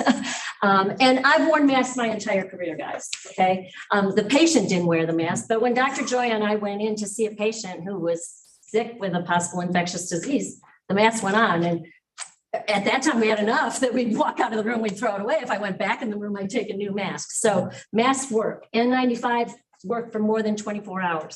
Surgicals work for about 4 hours. A hand sewn masks work for an hour. Okay. So your N95, like Dr. Joya said, is your best protection. Okay, thank you, Heidi. Yeah. Yeah, you said the vaccine is better than natural immunity, but the UK did a study that showed natural immunity was quite a bit better. And has the United States even done that study? Because I think they have they? That's what somehow we showed you it when they compared patients that had the disease versus patients that were vaccinated. The people who had the disease had twice the chance of getting COVID-19 in the future, the second case. And the vaccinated people had half the risk of the people who've had COVID. So that's the from the CDC or the Centers for Disease Control in the United States. There's some advantage of the natural immunity might be in February. It's hard to prove right now, but theoretically in February this year, people that got the Omicron variants, it was very prevalent. If they got it, they got a mild case, they might have been protected better than somebody who had the Johnson & Johnson vaccine, definitely. So, that was definitely a time where natural was better than the Johnson & Johnson vaccine. Whether it was better than the Moderna or the Pfizer, I don't think we got statistics on that, but it seems from what we see, it seems like overall the vaccines work better. So it must be the Moderna, probably Moderna and the Pfizer were better than the natural immunity, but Johnson & Johnson was worse. And in Britain, they used the AstraZeneca vaccine, which is like the Johnson & Johnson. They're both based from a virus-based vaccine. And that's maybe what they were studying, because the AstraZeneca they were using in Britain a lot of the past couple of years was not as good, and with the Omicron variant, which happened in January through March. And can you? What I'd like to say is, if you were able to find out where you read that again, Dr. Joy and I'd be happy to review that with you and go through it critically like we do, looking for any glitches in the way it's reported. But also remember, the UK is a very different country than we are. And we can tell you too that your natural immunity to a COVID infection is only good antibodies against that particular variant, okay? So people who got Delta can still get Omicron. Explain, I mean, don't take this the wrong way, Heidi, but what you said is very confusing to me, because for at least the last 6 months or better, the majority, like Monday's report, we got 10 people hospitalized, 7 of them vaccinated. So can you make that statement and then say the numbers don't jive when, I mean, for a county that's only, what are we, 56%? So may I speak to that as an ER provider? What I can tell you is the people who are hospitalized are, like Dr. Joya said, they are the ones that are elderly. They have diabetes, they have hypertension, they've had a stroke, they have other medical issues. So at that point, when they're elderly with so many other concomitant diseases at the same time, Dr. Thomas makes the point to me, they're hospitalized with COVID and they happen to have COVID because their heart got worse, with COVID or because of COVID. And the stats don't differentiate that, okay? If you came in because of your heart and it was because you had clot, because you had COVID, it gets reported as an admission for your heart, okay? But you happen to have COVID in there. So if you're vaccinated with that, then it looks like you got admitted even though you were vaccinated and you had COVID. So I don't know if I spoke too fast on that, but as Dr. Joya said, the elderly people are going to have higher death rates just no matter what. Does that make sense? Did we answer it? Right, Mark, then Lydia, then. And we respect your time, so please, we Go won't be ahead, Mark. offended if I just- you need to leave. I just want to, Thanks, Sheriff. my colleague made a statement that either I missed the answer or you didn't explain. We got a report that we were the highest in the nation with COVID cases. And percentage? Yeah. So I'm confused as to why we were the highest. What did you use the basis that Cuga County was the highest in the nations? And if I heard you correctly, you said you don't have an explanation. Yeah, Science doesn't have an it's not- explanation. it's It's not us. scientifically, I kind of think it's a lag thing. I mean, a month or two before, the cities were higher. It takes a while for the disease to spread. So it makes sense that way. So you can see that with COVID was going up and down with the Omicron variant, it went up and went down. And then you get another variant, you're getting sub-variants in the Omicron. So even though it's the Omicron variants, the past 4 months, there have been different strains of Omicron. So that's speculation on your part, because you said science doesn't. Science doesn't have the answer. It is our That's best. speculation on your part. We have to start with hypotheses. We have to say, why might this be true? So we know what to study, what to look at, what to focus on. And Nancy Purdy as a nurse, and she's in our health. I just want to make the comment, and you can expand on this, but when we were at that rate nationally, it's based on hospitalized beds of COVID. Can you explain that? I mean, further explain that. That's what it was focused on. And it's not just because we're a small population, as she would speak to our small numbers, but we express our numbers per 100 people so that it's standardized across the population, okay? So we have a smaller number per 100, but if you compare to 100 of the same in another state, then our numbers are percentage-wise higher. Does that make sense? Not really. Not to me, but that doesn't mean it. I'm happy to explain. You got another Talking circles. Well, I would just a follow-up comment that what Dr. O'Connor was just explaining about hypothesis is that's scientific method. You have to start with hypotheses, and then from there, you develop tests to find out if the hypothesis is garbage or if there's something there to move forward on. So Dr. Joy is an investigator and does research, and he's not making it up. He's giving you his knowledge-based best idea, which sometimes that's all we have is what we only know at this point in time. Okay, let's try one more. Brian, you had a question? I just got a quick question. I appreciate your guys' time, what your efforts are. I know these questions feel like they're attacking, but we're learning as well. I just have one question. How many people in the county do we know are vaccinated? Yeah, it's for the younger age groups, it's only like about 20% of the school children that are eligible from 5 to 18. And then we get into the middle age groups, it's like 40, like 30 to 40%. Because you get older, you get a higher percentage, 55 to 64. I think it's like about getting up to about 60%. And then from 65 and above, it's about 80%. So total, sir, the vaccination rate, I just noticed it, I check it every day, is 60% of our total population of Cuga County are vaccinated. And I'd like to just tell you, I do mission work in underprivileged countries, particularly El Salvador and in Africa.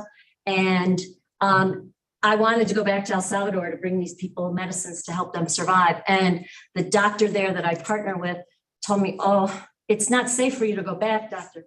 We're not safe yet. Their vaccination was 61%, ours was 59 at the time. So it was pretty shocking to me. I'm just confused with the answer. So 20% of the kids that are in high school are vaccinated.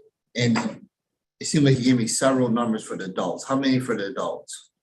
Well, that depends on the age group. Certainly, like from 20 years old to 50, it's about 30 to 40%. And then once you get up to like 65 and above, it's 80%. And those are, I think those are with one booster in the 80 above 65. The second booster is what I have statistics on, how many people had their second booster. But we are lower than the nation and we are lower than New York City. Thank you. Yeah. All right. Those numbers are on our website also. I would love to have you come back because I think there's thank probably you. a lot more questions that people will ask. So We appreciate that you had. Does Lydia have a question? Yes, Lydia still has her hand up. Lydia's been waiting. Oh, She's on. Oh, I'm sorry. She's on I'm so the, sorry. go ahead, Lydia. She's on the. Sorry, I was being patient. I heard in our health and thank you, Mr. Chairman. I heard in our Health and Human Services meeting this month that there was a pretty significant difference in how we get paid for this experimental vaccine compared to other approved vaccines. I heard the number $40 per, but I didn't see a comparison or hear a comparison. Do you have any information on that? I'll clear. She's talking about the administration rate that the county health department gives compared to the vaccine for children administration rate. It's enhanced if you give a COVID shot, if the public health department gives a COVID shot. Nancy, do you know that? Right? Is that your point, Lydia, that they're getting a higher administration fee to administer the COVID vaccine than they do for other vaccines? I just heard that we got rewarded at a much higher level for administering the experimental vaccine than we do all other vaccines that are already approved. I think Dr. Connor and Dr. Joya can talk to the fact. I've heard you say experimental before. It was an emergency use authorization that's now fully authorized. It was never considered experimental. Is that your opinion? Absolutely. And that speaks to the point where we wouldn't release something if it were still experimental and might still do harm. This is like if we do trials for new medications for a cancer treatment. When we find out that it's worse to withhold the drug, that it would save lives if we could give this drug, even before we have that statistically large number of patient participation. Then they give it, like Elaine Daly says, on an emergency use. And when it's not gonna say it's experimental. But this is not experimental. It's not any clinical I trial. don't mean to interrupt, but No, please. My question was about the payment. I understand that we get significantly higher amount of payment for this shot than we do for other vaccines. Do you know what the difference in that price is? Nancy Purdy's going to help us.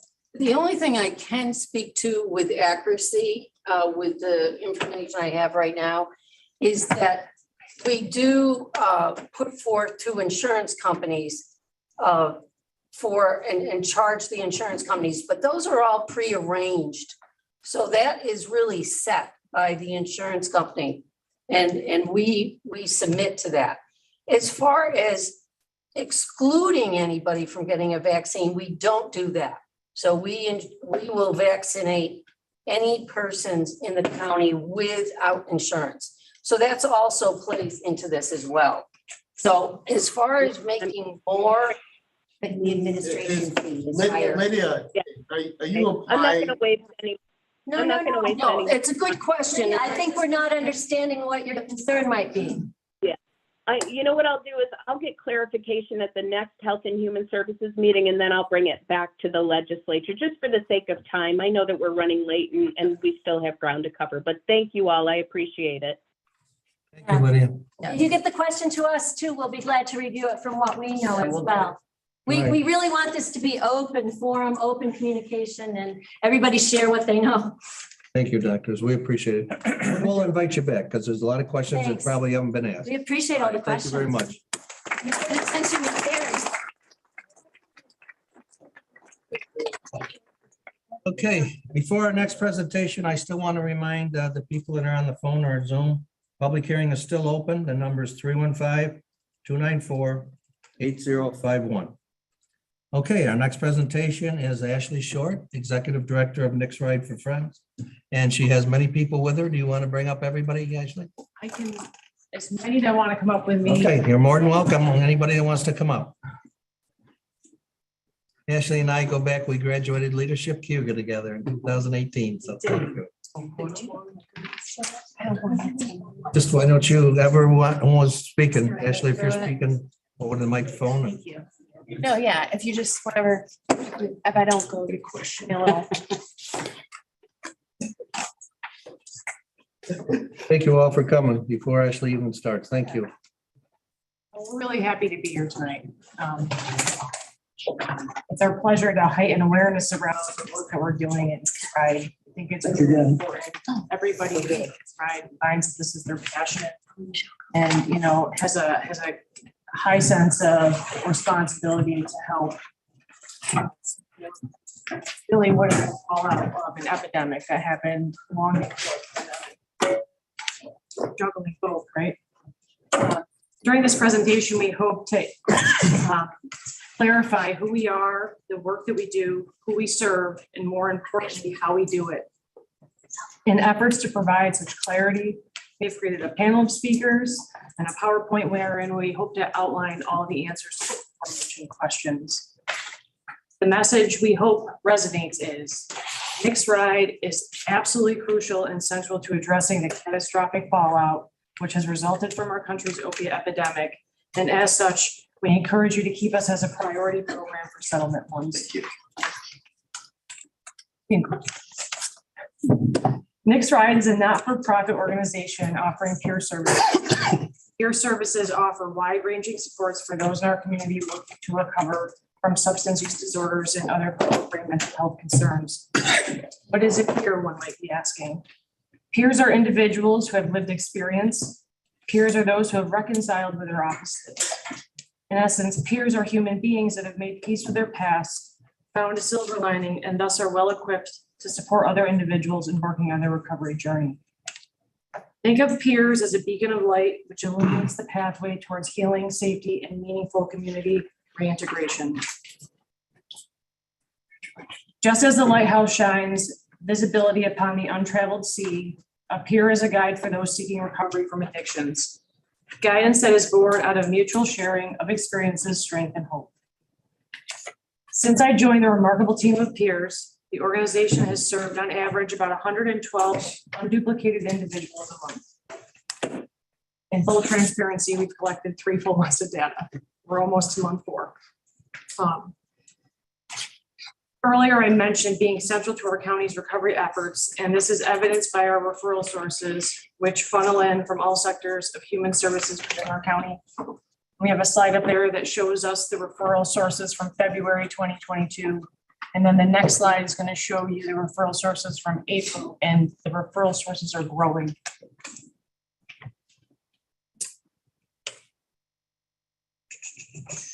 There's also the data graphs are in the red folders that were provided before we started.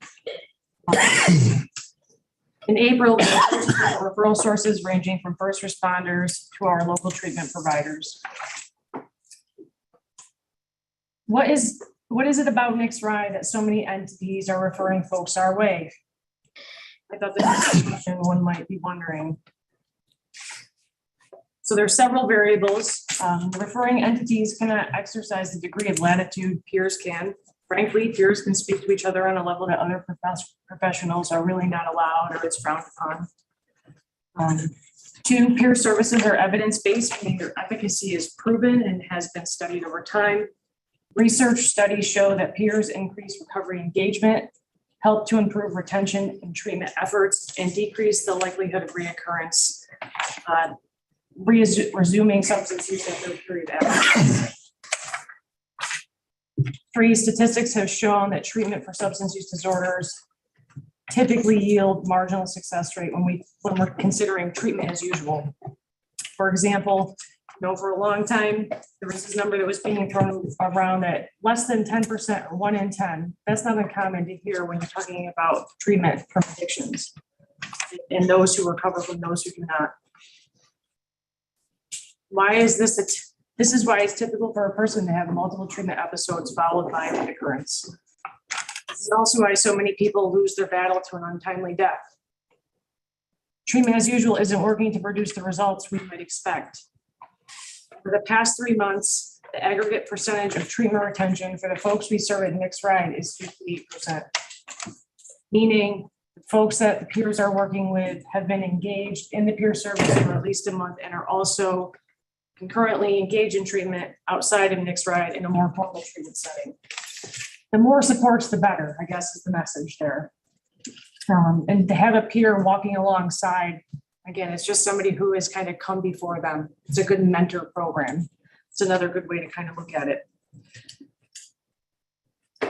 And if our services weren't engaging, we wouldn't have as many walk-ins or referrals, which account for our largest portion of incoming referrals, comprising 42% of all of our encounters. This speaks to each individual's willingness to seek out help unadulterated by external influence.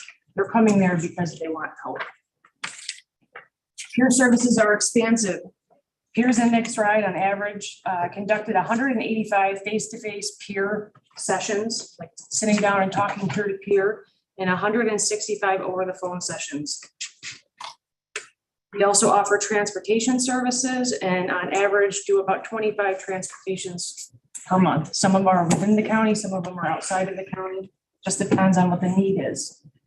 Peer services offer linkage to same-day inductions for medication for the treatment of opiate use disorder. Which is and I gotta mention some of our partners in the audience here that helped make this possible for us. So we got the Healing Community Study here supporting us in the county board. So thank you for being here, and we're happy to be here too with you. Peer services help folks access the appropriate level of care, whether it be inpatient or outpatient treatment. And on average, we assist 15 people in accessing treatment a month. Some of these slides are not synced up very well, but they're all in the packets for you to review as well. Opiates do continue to be the primary substance of reported use among encounters, totaling 40% of folks coming and seeking Nick's Ride. Opiates are followed closely by alcohol, totaling 28%, which is on an upward trend since the kickoff of the pandemic in 2020. And then synthetic stimulants And please note, this does not include cocaine. Our total coming in at a close behind alcohol at 26%. So something that I've watched happen over the last couple of years is this insurgence of a substance called Molly. And, it's taking a lot of folks that otherwise maybe would have been reached, and there's no medical protocols that we know of to help folks come down when they're in an intoxicated state. It's traumatic to just watch somebody in that state of intoxication. And I just, I can't advocate enough for some sort of method or protocol to help those folks come down off of those medication or the drugs that they're taking in a way that will then guide them to treatment. I'm seeing a lot of that. So illicit substances trend in New York. So southern part of the state, you see a lot of methamphetamine from Broome County, Portland County, Cayuga County is a primary substance of use. We're calling it a primary substance of reported use because we don't work in a clinical capacity. That's my background. So sometimes it creeps in. And then, in Onondaga County and in Cayuga County, we're seeing a lot of Molly use. Wayne County and over, we're seeing more and more crack cocaine use, and opiates are really just consistent throughout the state. So that's what we're seeing in terms of trends. And I say that based upon being a mixed ride, but also the past 7.5 years working in a residential program with the same population. This is an underserved population by and large, and I have Mary Giannoni, our one and only female peer, our mother Mary, who will talk to you a little further tonight about the female need in the community and her perspective as a peer. Hi, guys. As Ashley said, my name is Mary Giannoni, and I'm a female peer here in Cuga County. I currently work for both Nick's Ride and Chad. Speaking to a group like this is way out of my comfort zone. However, I'm passionate about the work Nick's Ride does. I'm passionate about the work my colleagues do to support people in recovery. So, Ashley stated that to be a peer, we have to be in recovery. We have to have had our history with substance use, and my substance of choice was alcohol. And, just a brief background, in 2014, I was thrust into the legal system and the entire system due to a DWI. And so I had to learn how to navigate both the legal system, the domestic abuse system, and the Department of Social Services. And it was overwhelming and it was terrifying. And there was nobody to guide me and say, okay, Mary, this is the application you need to fill out for homelessness. Or Mary, this is the referral number you call to get services, to get linked to housing. And so I navigated it on my own, and I came out on the other side of it. So when I completed treatment, I decided that this is what I wanted to do. I wanted to work with people who were sick and suffering from the disease, as I was. And I did not want to be a counselor. I do not have any boundaries to be able to be a counselor. I call a spade, and I like to talk.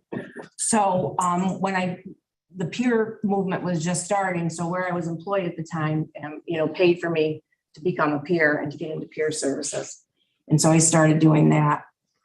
And so when I began peer work, especially at Nick's Ride, it became abundantly clear that the women in this community were at a serious disadvantage. And I know one of the slides that Ashley did really documents how for women, it's really like 75 to 25% of the women seek treatment, where 75% of our people that come in to seek treatment are men. And, I had an advantage when I came into the treatment and the system. I had a recovery support system of women who helped me deal with my guilt and my shame, and who, guided me along my journey. And I also had an ex-husband who could be both a mother and a father to my children. The women I see today don't have that. It's heartbreaking. So, we have this, you have these women that are being, considered the primary caregivers. They're running the household. A lot of times they're trying to make financial ends meet. And the majority of the time, the women I see are in current or past abusive relationships.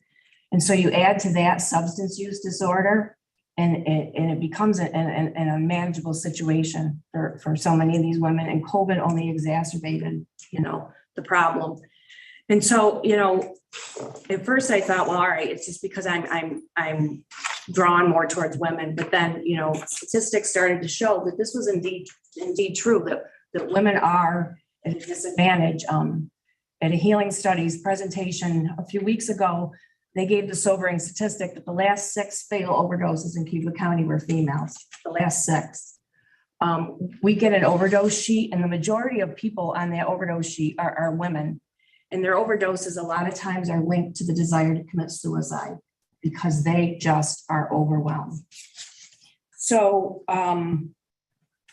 there's a great need. There's a great need to be able to help the women in this community. And, the county has invaluable resources. We have treatments, we have mental health resources. I can't say enough about the domestic violence program and our Department of Social Services. They're absolutely wonderful. They provide great resources. However, most of the women don't know how to navigate these resources, and they're at a loss. And so that's what a peer brings to the table, is that they are able to, at Nick's Ride, when we have someone that comes in that presents as homeless, or in need of, immediate services, we sit and we do the application with them. We take them over there. We help them get their housing. That's the missing piece. So I just want to share with you two stories, one that happened today and one that's ongoing at Nick's Ride. So I have the privilege of being able to go into the jail and run a women's group. So this morning we had a group of approximately 9 women. And of those 9 women, 8 of the women identified as having a substance use disorder. 8 of those women identified as being in or a recent victim of an abusive situation. And all 9 of those women identified as having lost their children or being unable to see their children because of their substance disorder. And the guilt and shame was unbelievable in that room. And I really need to thank the sheriff now that he allows us to go in there, and he allows us to be able to sit with these people at a peer level and say, I've been where you've been. And it's only the grace of God that I didn't end up in jail for the actions that I did. So, that's an ongoing process. It's a need in the community to continue to help these women. But I'm going to give you a little success story now of an ongoing situation we have going on at Nick's Ride. So one of my jobs is I'm able to go into the court system and navigate the people in the court system that need treatment. And there was currently a woman in the court system who has 2 young children and is currently pregnant. And she was unable to stop using. And her greatest fear was, obviously, as it is for most of the women I come in contact with, that CPS is going to come and take their children, right? And that's a reality. When a woman's using and they're putting their children at risk, the reality is CPS could come in and take the children. So this beautiful thing happened that the court gave us some freedom, and our new director, Ashley, gave my entire team, she just said, do what you got to do to help this female. And there's not one person on my team here that didn't play a role in helping this woman get to treatment. And she's currently in treatment, and her children are being cared for. And, full disclosure, they come to Nick's Ride sometimes to have their daycare taken care of when the person being their caregiver needs to go to a meeting or they need to go to PT. So it's been a beautiful experience to be able to watch that. But she's one of dozens of women that need treatment, that we could make it work for them. So it's not all bad. There's good things happening with the women in our community. And so I just want to say that what a peer brings to the table is the ability to be able to sit with someone that's suffering and hold their hand and say to them in all honesty, I get it. I get where you've been. And it might be one brief interlude we have with that person, but for that one interlude, that person knows they're not alone. They know that somebody else gets where they're at. So I guess what I'd like you to take away from all this is the understanding that the need in this community is huge. The need for services for women is huge. It shows absolutely no signs of slowing up. We talk all the time, especially in treatment courts, that the percentage of women coming in is proportionately higher than the percentage of men. Women live with the horrible stigmatism of having let down their children and not being able to be there, of being a victim of abuse, not understanding how to use the system, and they're scared. And so what peers allow them to do is to not be scared, that we guide them for that. So there is a need for more peer services in this community. There is really a particular need for more females in this community. They joke that I have a lot of energy. I do have a lot of energy, but I can't meet the needs of all of the females that need help. So I encourage you to really think about Next Ride for long-term. It's a great organization and it's a great program, and I'm really grateful to be a part of it. And I'm grateful you guys let me share tonight. So thanks.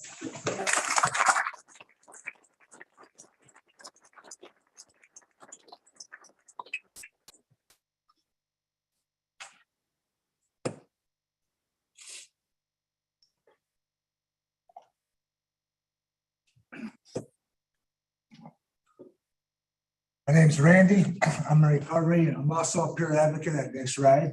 Ashley asked me to come up here and share my experience, my strength, and hope. My favorite part of that is sharing my hope. Back in August of 2020, I didn't really have a lot. So I'm going to share with you my journey, how I got here today, where I'm full of hope and I'm full of gratitude. I had some long-term sobriety. I had 17 years of being sober, and did a lot of really cool things during that time. You know, I got married, and I had 3 amazing kids. I became a professional fighter. I fought all over the world. You know, I had 47 professional fights, and I opened up a couple of gyms. I ran a couple of fight promotions. You know, my world drastically changed. You know, 6 years ago when my youngest son, Isaac Abraham, he got bacterial meningitis. And we were up at the Children's Hospital for like 6 or 7 months. Me and my wife and my 2 other children were living at the Ronald McDonald home at the time. And during the end of my fight career, I got really injured really bad. And I started taking some opiates, you know, and before I know it, I got hooked. But I thought I had it managed pretty well. But during this time when Isaac was having, you know, he had 2 brain surgeries and really didn't think he was going to make it. And I spent a lot of time with him. And it's the first time really in my life that I experienced being powerless. Well, actually, I'm hooked up on all those machines, breathing for them. And there's nothing I could do, you know, and man, I was scared, right? Because I fought some pretty bad dudes, right? But never been scared of something like this. And I turned back to the one thing that I knew, right? Alcohol. And then in a short period, 5 years, I mean, but it seemed really fast. I lost everything. Life left me. I lost my business. I lost my home. You know, I lost all my hope. I barely was seeing my kids, and I look back at what seemed like the darkest time of my life, right? But I'm in recovery today, and I believe in a higher power, but I call him God, and my God doing for me what I couldn't do for myself. You know, I remember on August 2020, 23rd of 2020, you know, after the police come into my house almost weekly, and I look around, it's kind of funny, like it comes full circle. I was talking to people almost daily or nightly trying to keep me alive, you know, Teresa being one of them, you know, and she linked me up, Ashley. She introduced me to Next Ride. Where my first visit to Next Ride, I was handcuffed to a chair. Well, today that chair's in my office, right? But kept on coming back out, and I wasn't ready. You know, I didn't know how to fight this fight, right? Because that's what it is. You know, of all the fights I ever had, this was my toughest fight. And I decided when my wife left me, I couldn't do it no more. You know, so I come up with this plan that I called the sheriff's department and told them that I was going to commit suicide, that I had a gun. And what my plan was when the cops come, and a lot of them come, All right, I was gonna run out to my porch with this gun and get shot, that's my cop. You know, so in the heat of that moment, the cops come, I ran out on that porch. Nothing happened. I go back inside. I don't know if you ever like gonna jump off or do something really crazy, and nothing happens and you lose that motivation to do it, right? I come back in and I was like, damn, what am I gonna do now? Only got one beer left. And the gun I'm talking about, to be honest with you, it was a BB gun. They showed him the barrel. I didn't even have no BBs. And it was pink. Like I took it into custody that day, and what seemed like at that time was like the darkest time of my life. It ended up saving my life, right? And I'm telling you, when you're in that situation and you're at the bottom, you know, like it's the mark of a true champion isn't that you don't get knocked down, it's whether you get up or not after you do. You know, and,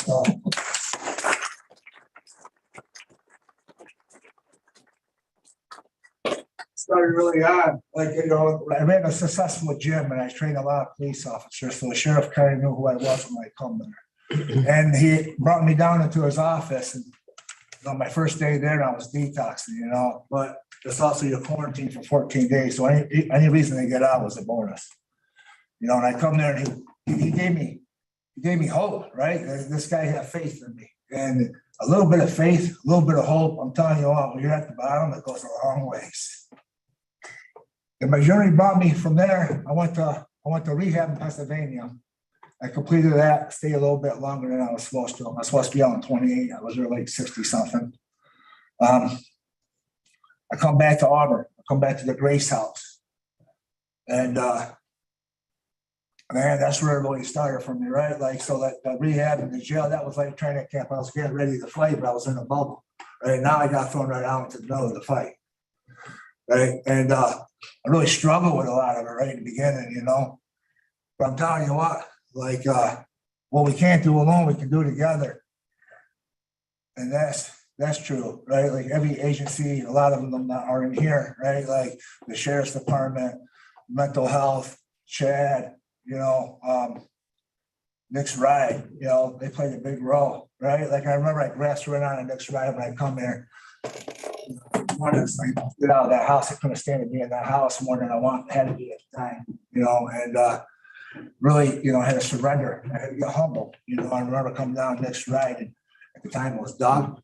You know, just coming down there and just talking to him, and I was 46 years old, man, living with a lot of young people, right? Like, and like my 15-year-old son, he had a later curfew than I did, right? It was really hard. But I look back, and anybody that knows me, you know, knows like the one thing that really drives me is I wanted my kids back. I want to come in my kids' life again. You know, there's a difference between being a father and being a dad, right? A father, anybody can be a father. Dad's that personal relationship. And when I look back, you know, when things get rough, I look back on August 23rd, right? And that night, in the Selfless Act, I was prepared to end my life, right? I was prepared to take my children's father before I had the opportunity to become a dad.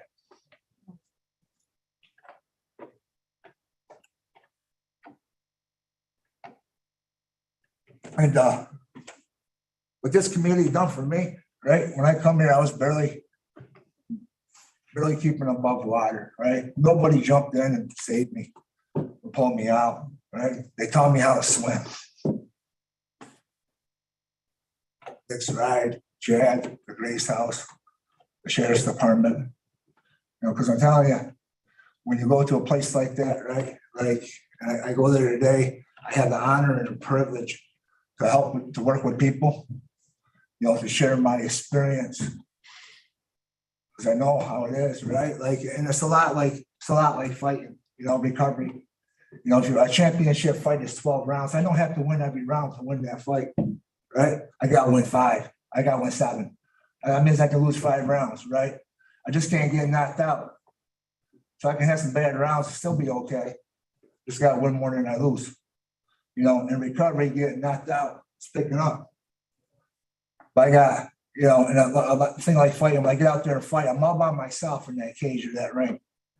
Right? It's kind of like in recovery. But my team prepares me for that battle, right? We go over the weakness, we go over our strengths, we go over the opponent's weaknesses. That's kind of like my team I got here at Next Ride, right? In my recovery team. Well, because what we can't do alone, we can do it together. My name's Randy. By the grace of God, I'm in recovery today. God is good. It's a good day to be sober. Thanks for letting me share my experience, my strength, and hope.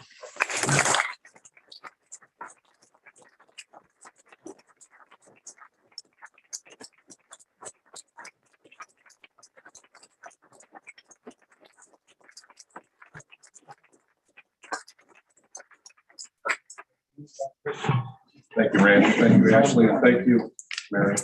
I just want to say quickly, I know that we're running really late. I know you've got a lot on your agenda still, but I'm really honored to be a board member with Nick's Ride for Friends. I'm currently the vice chair, and I serve with Mary Beth Leeson, who's actually the chair of our board. But I was asked if I would just speak, and I want to just say a few quick words, but there are a lot of great things going on in our community with this organization and many others that were mentioned tonight. I really appreciate the opportunity for Nick's Ride to come and present and talk a little bit about the work that they're doing and that we're doing together. But I'm really encouraged by the fact that you've got the resolution out there to look at later in regards to the opioid settlement funds. I see a lot of opportunity to continue doing great work in our community with some of these resources if we're able to get them to the right places. And I witness it every day. Many of the peers standing here today come into the jail frequently, and I see the hope that they give others. And I think that it is very evident the success that we're having with this organization, at least from my perspective as sheriff, because the success is standing here. So I want to thank you for giving us the opportunity. Thank you.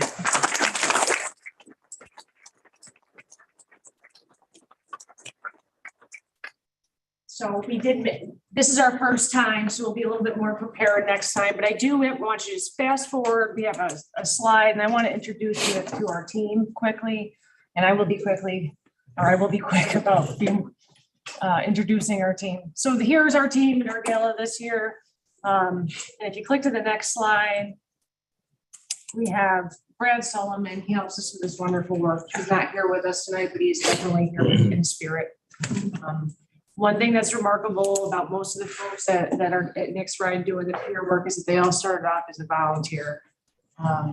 Many of them for months before they came on board as an actual peer. There's no truer testament to showing that you're putting others' needs ahead of your own and in-kinding your own time and being of service to others. Next slide. There's Randy and his son. I don't know if he mentioned it, but he's following in his gonna live vicariously through more championships with his son, who is ranked what right now? Three for his weight class nationally. Yeah. That's pretty huge. Let's stay on that next one. Okay, we go to the next one. We got Mary.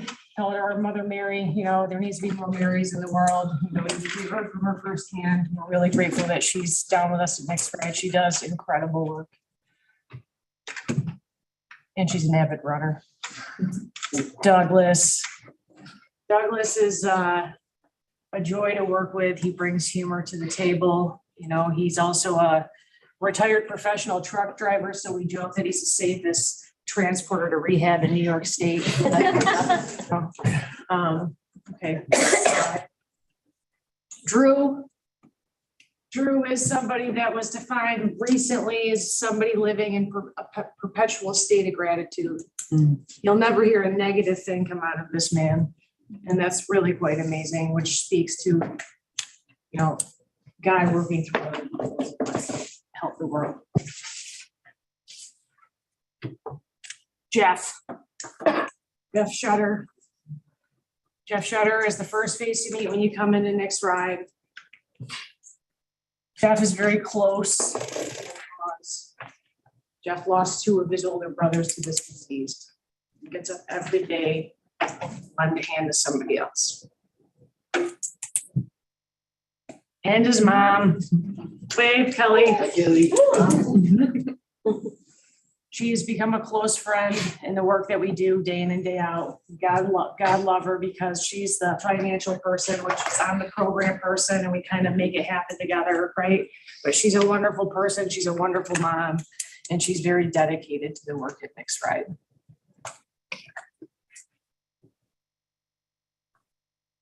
And you already know who I am.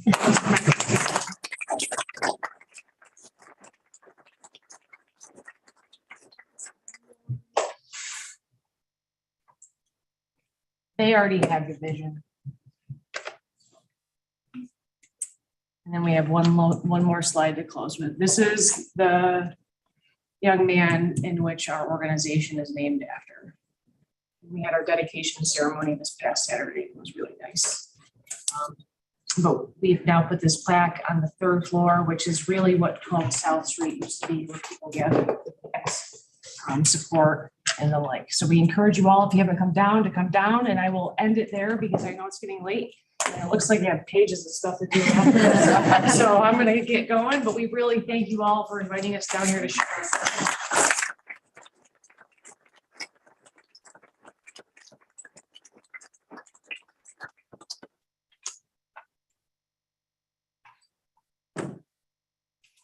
Also, very much. Thank you. Thank you.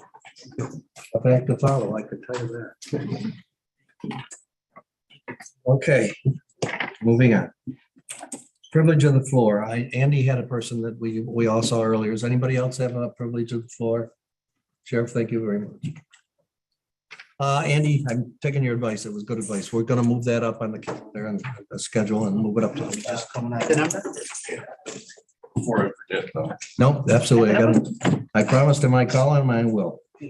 We'll get it straightened out. Thank you, Amy. All right, minutes to approve, April 26, 2022. Second. And discussion. All in favor? Aye. Opposed? Thank you. Communications and announcements, I don't believe we have any. Okay. Sharon, I have one announcement. Heidi, yeah. I'd like to let everybody know that the Cayuga County Tourism Board is doing a special signage program with lawn signs and decals as they spend the year celebrating the 200th birthday of Harriet Tubman. So if you live in Auburn, what they want to do is have you pick up signs at the office, or if you don't live in Auburn, but have friends, family, etc. There are lawn signs that, don't quote me that this is accurate, it's something like proud to live in the hometown of Harriet Tubman, as well as window decals.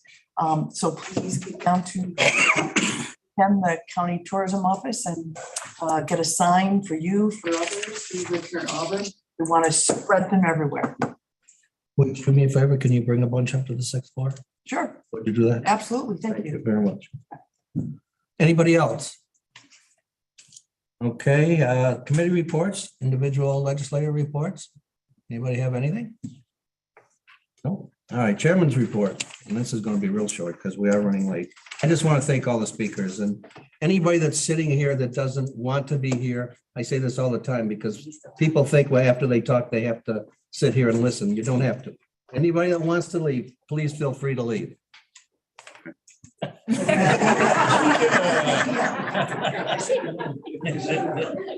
I thought Jim would actually be the first one. You beat him, Brian. Oh, yes, I forgot. Is Dr. Durant, Brian, are you on? I'm here. Can you hear me? Well, I'm sorry to forget you. I'm a forgettable person. I understand. It's okay. Go ahead, Doctor. Good evening, everyone. Sorry I can't be there in person. I will look to be next time. Just a few updates from the college. Obviously, we've been in celebratory mode over the last month or so.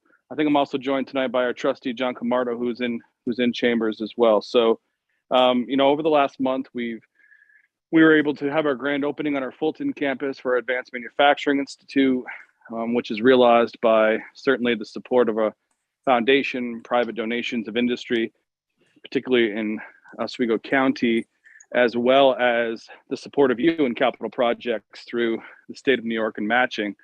We also have been able to have the tuition and fee schedule approved last month, which was, through the leadership of trustees like Trustee Camardo and incur.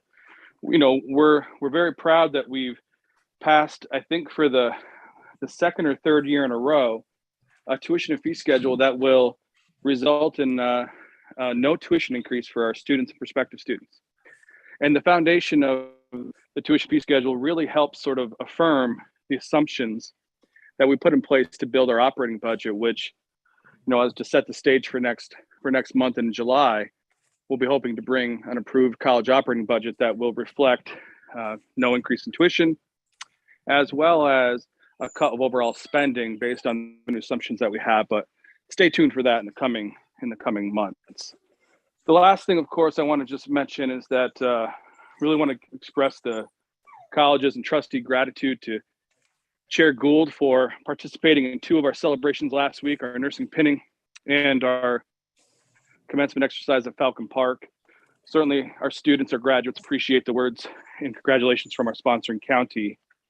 And, as we look ahead, we're in summer planning mode, reflecting on the year and also fine tuning where we are financially. And I'm pleased to report that although we're down overall in enrollment, we are expected to exceed our enrollment target for the year. And we are on pace to meet our budget goals for the year as well. So, we never want to be shrinking in enrollment, of course, but the other metrics that are important to us, we're able to hit in an intentional way. So that keeps us vibrant and healthy and allows us to keep looking forward and investing in our future. I'd be happy to answer any questions. Questions for Brian? Brian, I just want to thank you and your committee and your board for inviting me. It was a great graduation. It was at Falcon Park, for anybody that didn't know that. It rained all day, then it stopped raining right before the graduation ceremony. So it was set up beautiful. I hope you have it there forever, but thank you, Doctor. I appreciate it very much. God, Lattimore's not here. Okay, anybody else? Okay, Chairman's report. As I said, this is going to be real quick. I just want to thank everybody, all the presentations. I thought they were all really great. We invite some people back because there wasn't enough time. But I just want a couple things. As you all know, last month, we passed a resolution for the amount of legislators from 15 to 11. That'll be up for referendum on November, whatever it is this year. So we'll see what the citizens of this county choose to do. County office building project, we still haven't heard from the vendor. He promised us that he'd have it by the end of this month, beginning of next month. So hopefully next meeting, I'll be able to update you on that. Form of government, I talked to Fred the other day and Chris. We'll be working on that with everybody here. There's a lot to it. So Fred's sitting down and getting some statistics and stuff to let us know. So we will be talking about that very quickly, okay? And there is 4 contracts up. I think you all know that this year. All the unions are up this year. Sheriff custody, the sheriff and CDAC are up. We're starting in June. That's like a 3-day quick thing that hopefully we can get the contract done in 3 straight days. You work 10, 12 hours a day, 3 days in a row. You don't leave, you don't eat, you don't do anything until it's settled. So that is the first one's coming up, and it's about 3 weeks away. After that, I'm sure maybe the road deputies and the lieutenants, and then probably CSEA will probably be last. Okay, I just want to thank all of you for being very cooperative with me when things are tight and tough. I appreciate all your support and help, and I think this is a great legislature, and I certainly want to thank all our county employees for everything they do. Okay, let's move right into, let me close the public hearing first. Yeah, both public hearings are closed. I have 8:20 on the button. Okay, where do we start? Hans, Ways and Means. Chairman, Ways and Means has 7 resolutions. They're talking 1, 2, 3, 5. 1, 2, 3, 4, 6, and 7 as a bundle. Oh, 6 and 6 as a bundle, not 7. Let me get it straight, Hans. I think you said 1, 2, 3, 4 you want to leave out, 5, 6, and 7, right? 5 and 6. No 4. No 7 at this time. Okay. What about, you want to leave 4 out too, right? Yes. Okay. All right, 4, authorizing the purchase of tax delinquent property owned by Cuga County. Move it. Mark? Got to have a move. We got to have. Oh, yeah, gotta do that. I'll second. Who seconded it? Christina. Christina? All right, discussion. Go ahead, Mark. I'd like to make a motion to amend resolution WM4 authorizing the purchase of tax delinquent property owned by Cuga County. Amendment is to add tax map number 254.00-1-3.12 in the town of Summerhill, 220 Champlin Road, to the purchase resolution to allow Mr. Sean Sweeney to purchase the parcel for $15,218.12, contingent upon the treasurer's office receiving certified funds by 3 p.m. on Friday, May 27th, 2022. An explanation, the owner of the parcel, Mr. Ronald Ripcheck, is an honorably discharged veteran. His neighbor has offered to purchase the parcel and allow Mr. Ripcheck to occupy the parcel rent-free. Second the motion. Any discussion? All in favor of the amendment? Aye. Any opposed? Passed. Okay, now let's vote on the resolution as amended. Motion, Move it. second, Yeah. any discussion? Not all in favor? Aye. Passed. Okay, what was the other one, Hans? WM7, right? 7, yes. Authorizing the transfer of $400,000 to Cayuga County Water and Sewer Authority for the purchase and installation of a sewer line and a force main, and authorizing the chairman of the Cayuga County Legislature to execute the agreement. Move it.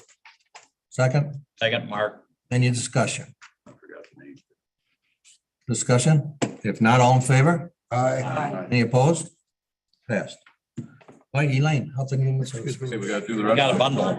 2, 5, and 6. I moved the rest of them as a bundle, Oh, yeah, okay. whatever's left. Any discussion for 1, 2, 3, and 5, and 6? If not, second, I seconded it. all in favor? Aye. Passed. Thanks, Elaine. Yep, Health and Human Services had 10 resolutions this month. They've gone through committee.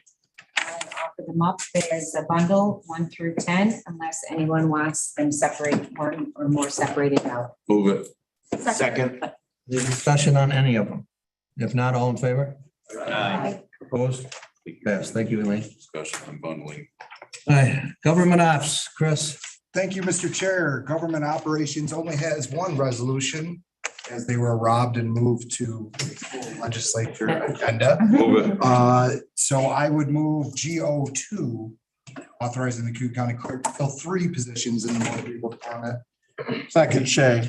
Any discussion? Hey, I moved it. Okay. Andy moved it, Bobby seconded it. Any discussion? If not, all in favor? Aye. All right, thanks, Chris. Heading, Aileen. Thank you, Chairman Gould. Planning, we had one resolution presented to committee and passed. I offer it up for final vote this evening. Okay, motion? I'll move it. Elaine? Second, Christina. Any discussion? If not, all in favor? Aye. Opposed? Passed. Public Works, Andy? All right, Public Works has 5. I want to offer 1 through 4 because they went through both committees as a bundle. We'll separate 5 since we just added it. Move 1 through 4. Second. Shay. Any discussion? If not, all in favor? Aye. I don't have 5. All right, 5 is authorizing the Highway Department to purchase fuel system upgrades and authorizing the chair to execute a contract with S&W Services. Brian's on if you want him to give you but the short of it is to do it now before price increases. Okay, motion? Move it, Mark. Second? Second. Go second. Discussion. Just quickly, this has already been approved as one of the ARPA requests. This is the fuel upgrade. Is that the case? You've already moved that. So this just allows him to. And there'll be a June increase in prices. Okay, That's why we added it now. all right. Get it done. Any further discussion? If not, all in favor? Aye. Any opposed? Thank you, passed. Okay, Mark. Thank you, Mr. Chairman. JPS has 10 resolutions. JP1 was pulled at committee. I would offer JP2 through JP10 all have passed through both committees, and I would offer them as a bundle unless anyone would like one separated. Move it. Second? Second. Shay. Discussion. Chris? Thank you, Mr. Chair. I would just like the record to reflect that I am abstaining from JP 3, 4, and 5. Okay, and I will do the same. Say 3, 4, and 5. Okay, any other discussion? If not, all in favor? Aye. Opposed? Passed.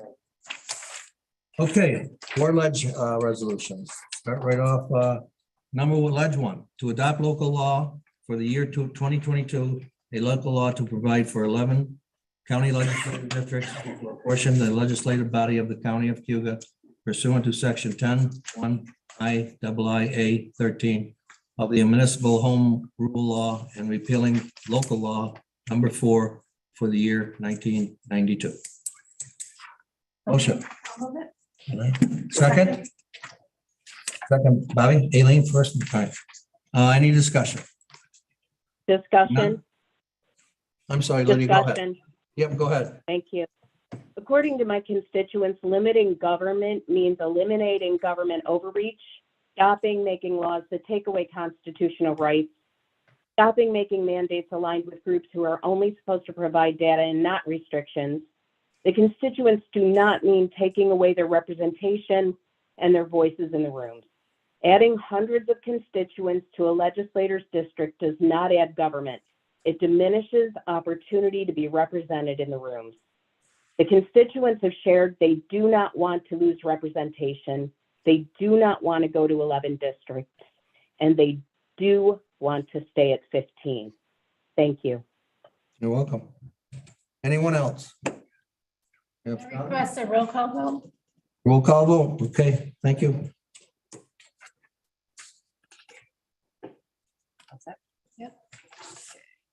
James Vasile, Yes.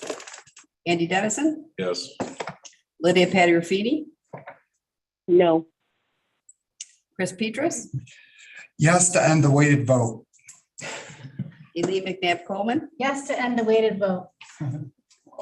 Bob Shay, Just yes.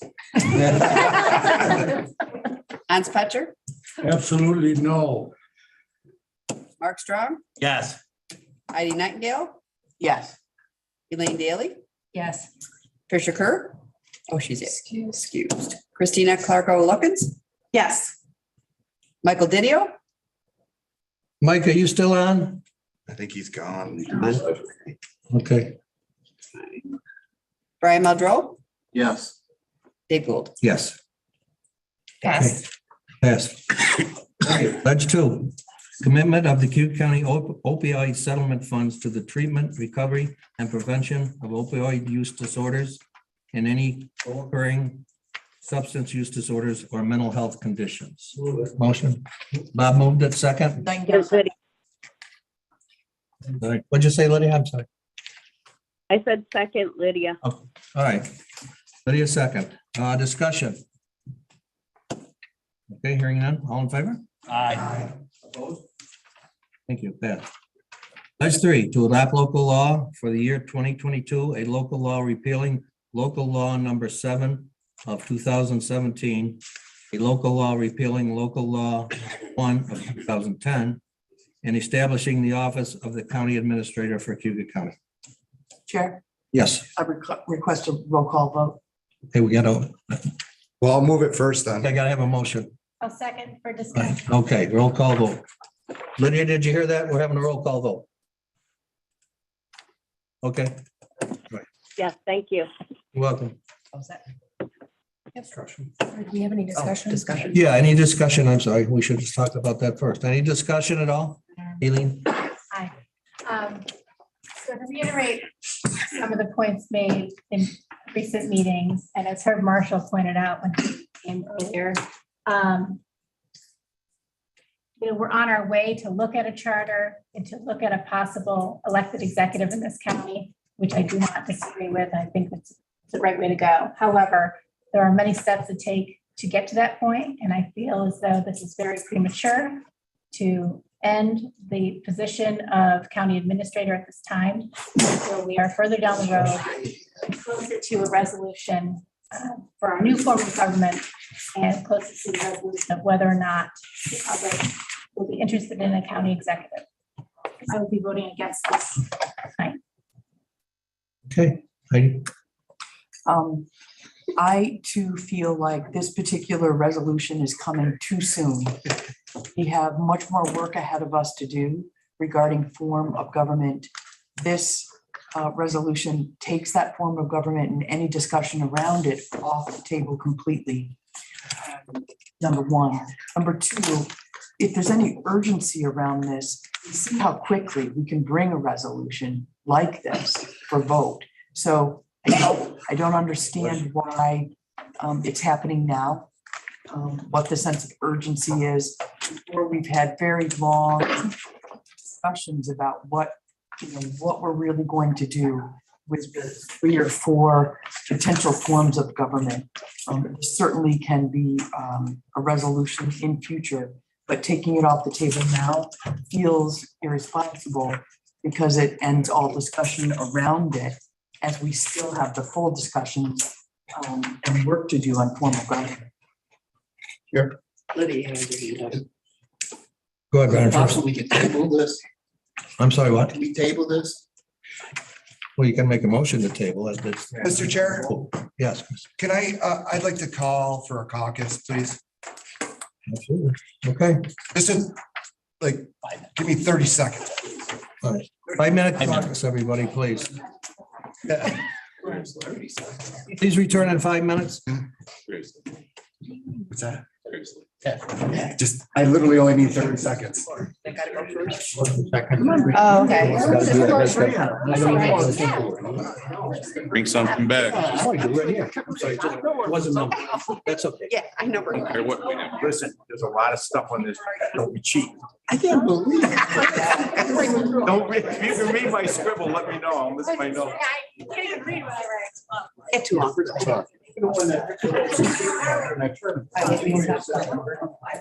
Oh, my sister. Yeah, it's Hannah.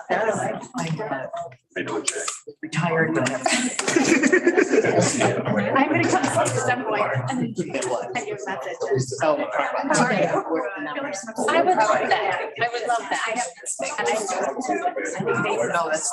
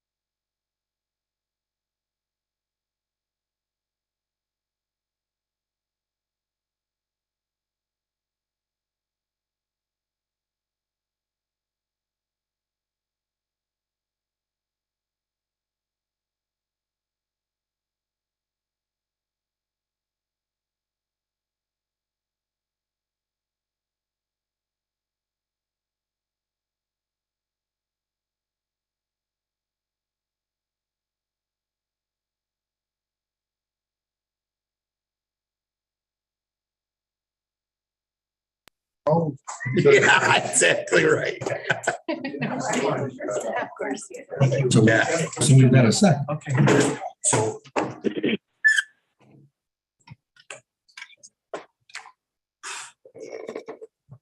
All right, everyone, you ready? Where did we leave off? Wait, ask, Brian brought a motion to a table. You still want that motion, Brian? Yes, put it out there, yeah. All right, let's discuss, we need a motion. Second. All right, let's discuss Brian's motion to the table. Anybody want to say anything? If not, let's vote on it. You want a roll call? Please, yeah, let's do it. Lydia, this is the table. I don't know if you can hear us. I can hear you. Thank you. All right. Ready. So yes is the table, no is not the table, right? Jim Basile, No.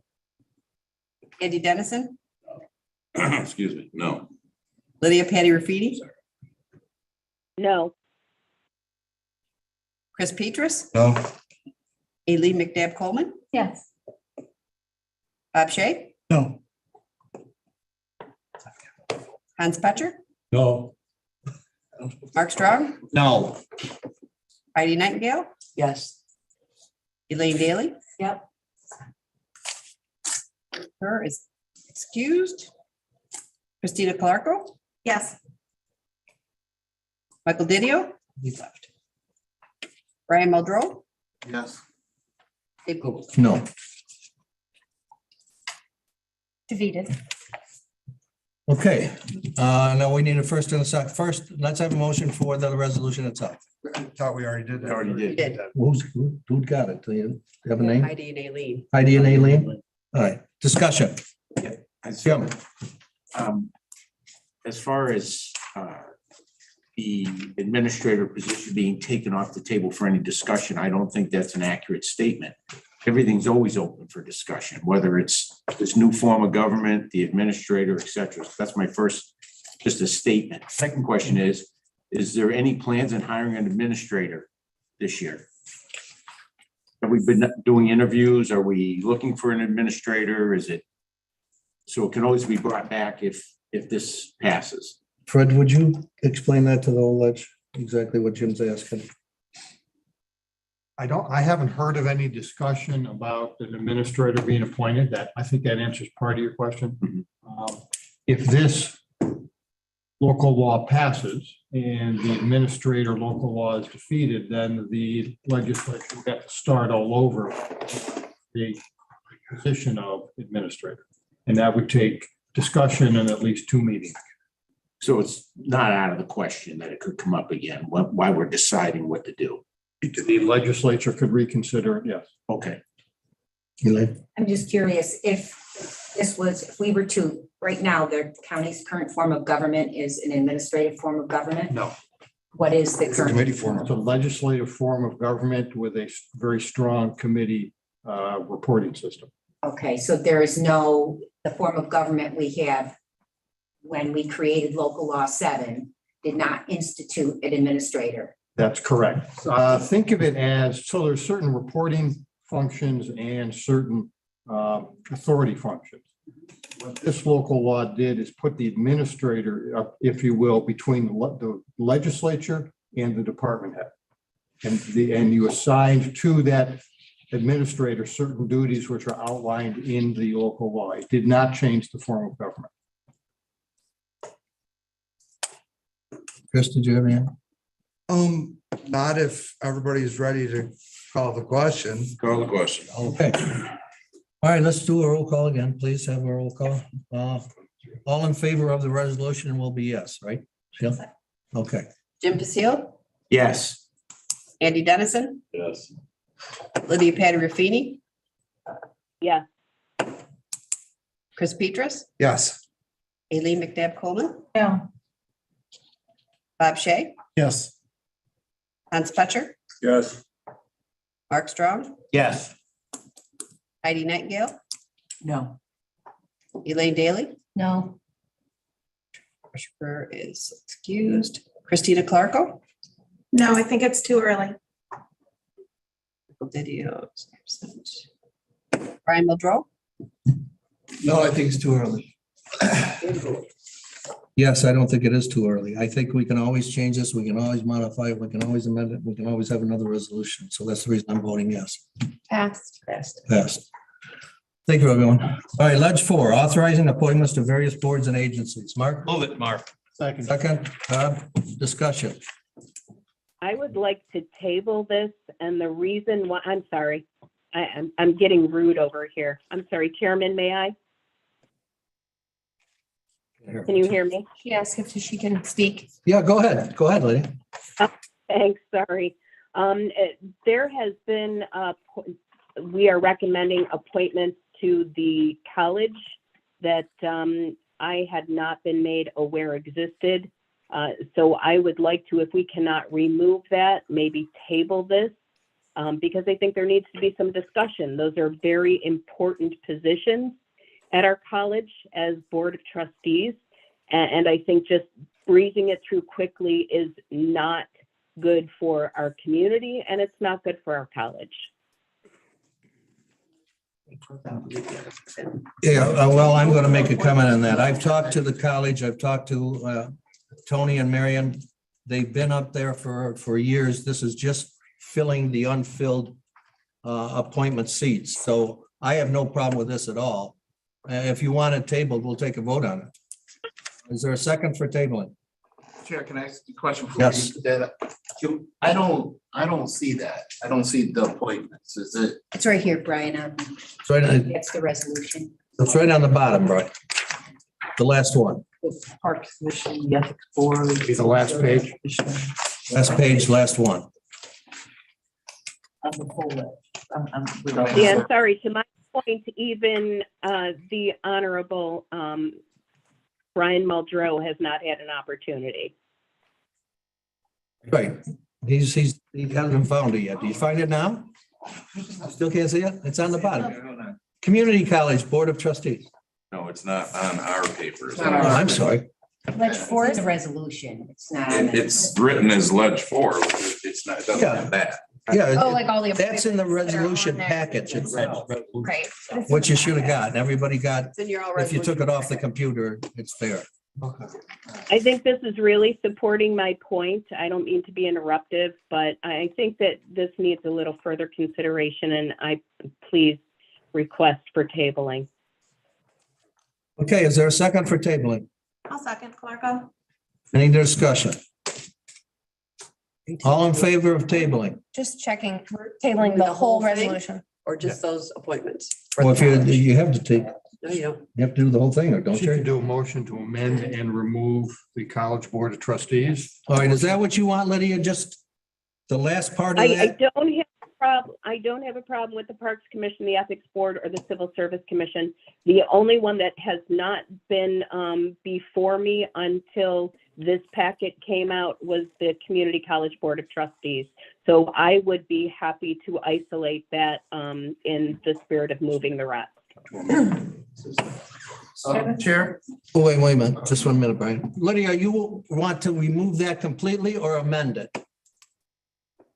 I would amend, I would move to amend the, is this Ledge 4, to isolate or remove, whatever the correct verbiage will be, the Community College Board of Trustees appointments, just for the sake of the opportunity for this legislature to review. What do you think? sir? Withdrawing her motion. Yeah, Lydia, we're getting confused here. You just want the fourth part of this, and you want that part withdrawn or tabled, right? The community Frankly, college whatever's going to make it easier. I have no problem with parks. I have no problem with ethics, and I have no problem with the Civil Service Commission.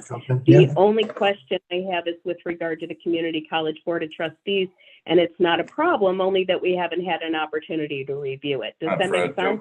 Or would it be easier? I'm sorry. Now that's, Fred wants to talk to you. So if I understand your question and your objection, you are withdrawing your motion to amend. I'm sorry, you're withdrawing your motion to table and would like a motion to amend so that the appointments would be for the Parks Commission, Ethics Board, Civil Service Commission, and the appointments for the community college would be removed from this resolution.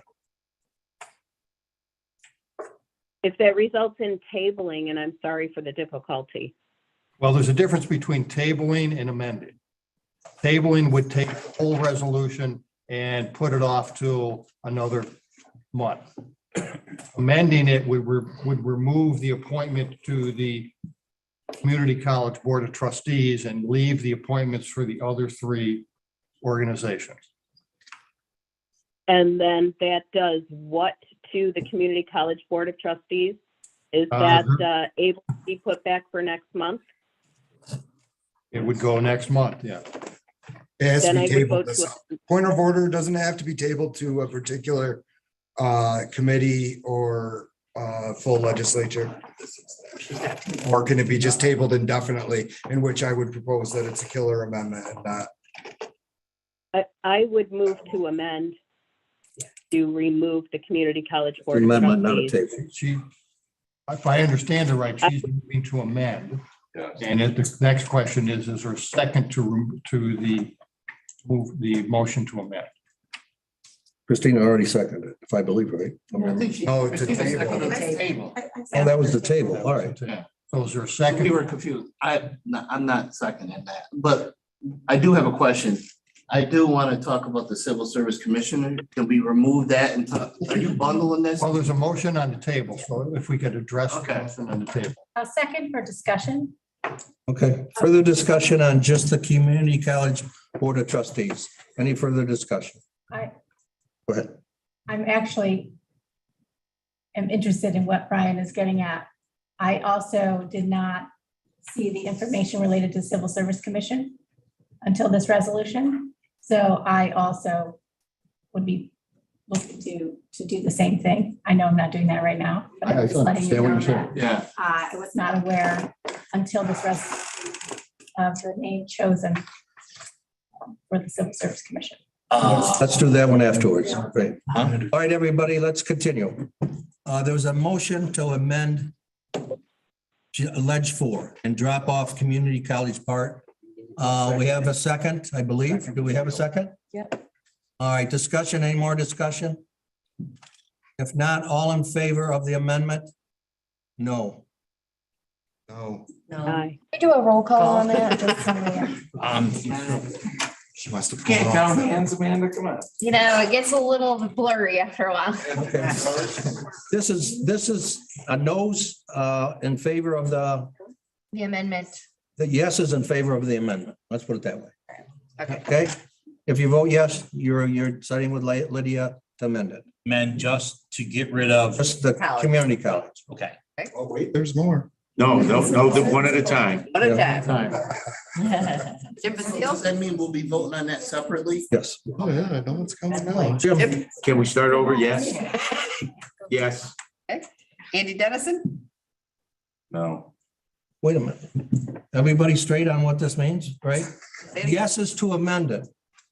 You're voting yes. Okay. Yeah, I'll do it again. Yes. All right. Okay, Andy? No. Do we have an I don't care category at this point? Lydia Patterifini? Yeah. Chris Petrus? Negative. Elaine McNabb Coleman? Yes. Bob Shay? No. Hans Petcher? I have no idea.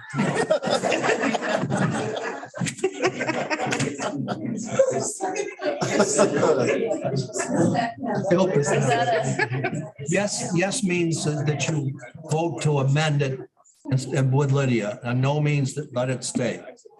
I'll say yes. You read the whole thing, right? Hey, Mark Strong? Somebody's gonna have to explain this to me. I'm a little confused with all of them. Yes, the college gets thrown out. No, it doesn't. For the love of God. Yes. Okay. Heidi Nightingale? Yeah. Let's do. Lane this. Daly? Watch this. Kurt Excused. Christina Clarko? Yes. Video. Brian Muldrow? I'm afraid to ask. If I say yes, what am I saying You're yes to? taking the college appointments away from the resolution. I don't know.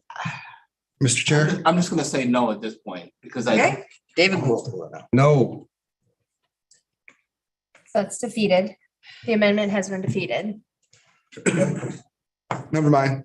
How do the excused fit in there? They're nothing? There are no. Not a vote in the affirmative. That's why we're voting to get rid of the weighted They're vote. not a yes or So they're a no, they're a no. no, they're a nothing. So the amendment. Weighted vote is a no, right? Yes. Right or wrong? Right, you're right. Right. Further discussion. Yeah, further discussion on Ledge 4. Ely. I would move to table. Knew that was coming. Okay. What is ledge for? We don't have that. Is that the? All right, give Aileen her moment. That's the one you just voted on. Now you're talking about Ledge 3.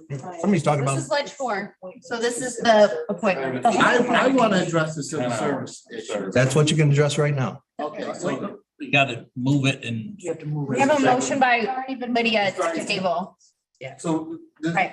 All right, we got to vote on the motion to table first, everybody. Nobody. Gotta get a second. Gotta get a Gotta get a second second. first. Second. Yes, Hans. Can we just take them one at a time, each appointment at a time? That's better. Yes or no?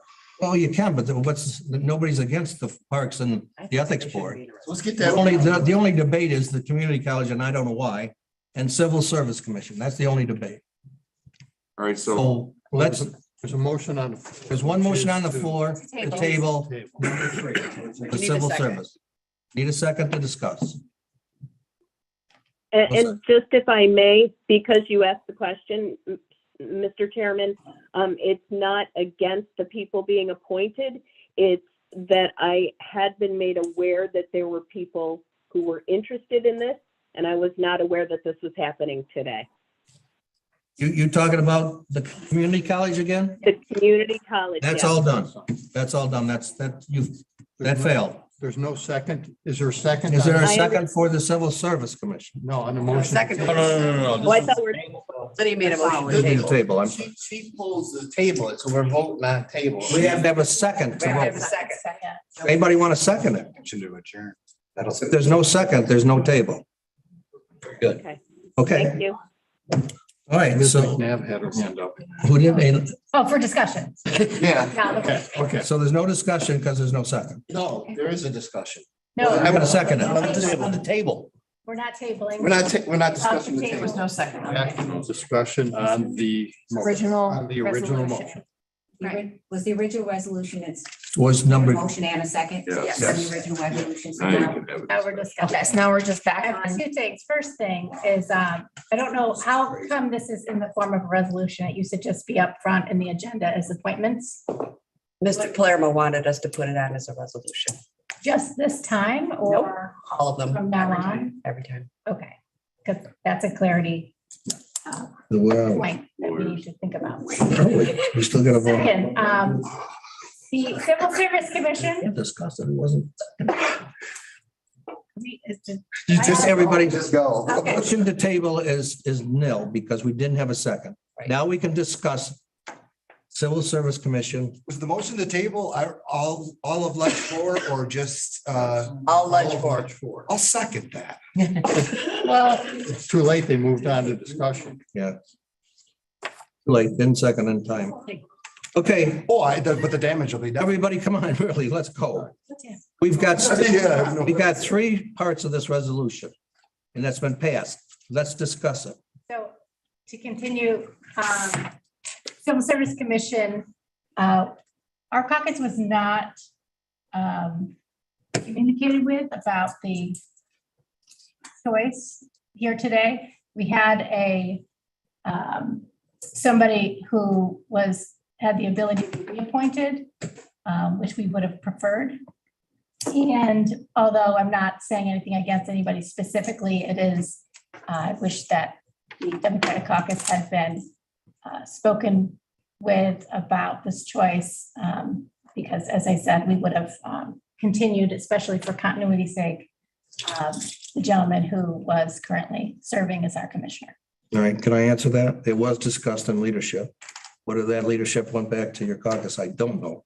I'll get a point of clarification. It was discussed in leadership and the caucus was told that this is the name coming forward for the Democratic appointment to the Civil Service Commission. Exactly. It wasn't debated. It wasn't, We were told Mhm. that this is what the Republican caucus has decided will be the next commissioner. And I think that's more of the point of concern.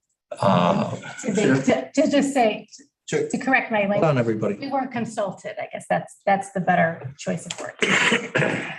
Okay. Mark? As a member of the committee, the leadership committee, we were told that we needed to come up with a Democratic individual, somebody who was a Democrat to fill the position. We were not allowed to pick another Republican because we already had to. The other one had to be a Democrat. We were told that if we wanted to bring forth a name, we did some research. We come up with a name that was brought forward tonight and presented it at the leadership meeting. And it was told to bring that, and I was under the impression that was going back to the caucus. Am I correct or wrong with that assumption? The way I remember, Heidi, Elaine? Go ahead. Did go back to the caucus. Aileen happened to not be at that meeting. We had the full discussion. What I will say, though, about the leadership meeting is that we weren't consulted. We weren't part of your email chain.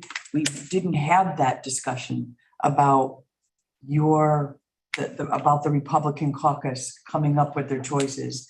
I have attended those leadership meetings, and we must have been having different frames of thought. It's the caucuses, and each caucus absolute right to bring a candidate forward. No argument there.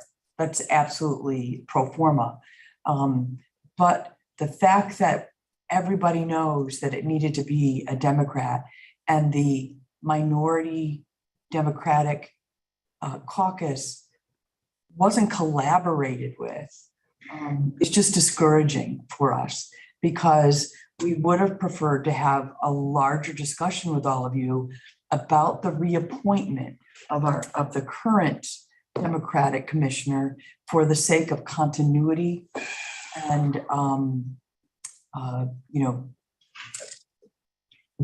and education and support for the new Republican member of the Civil Service Commission. Mr. Chair, I don't care whatever I can get a second on. I want a motion to table, or I want a motion to adjourn. Somebody wants a second, either of those. I would so much appreciate it. Your motion to table. Second on the motion to table, beautiful. I want to say something. I had my hand up, so I'm gonna. So keep calling on me. So and you get. I'm just. I'm a little concerned because there wasn't. First of all, I need to ask the legal counsel in the civil service appointments. It has to be. It can't be on one party. Is that the term? It has to be. That's correct. Yeah. Right, and what's the reason for that? Obviously, New York State law. It's New York State law. Civil service law, yes. And typically in past, the Democrats put somebody forth and the Republicans put somebody forth.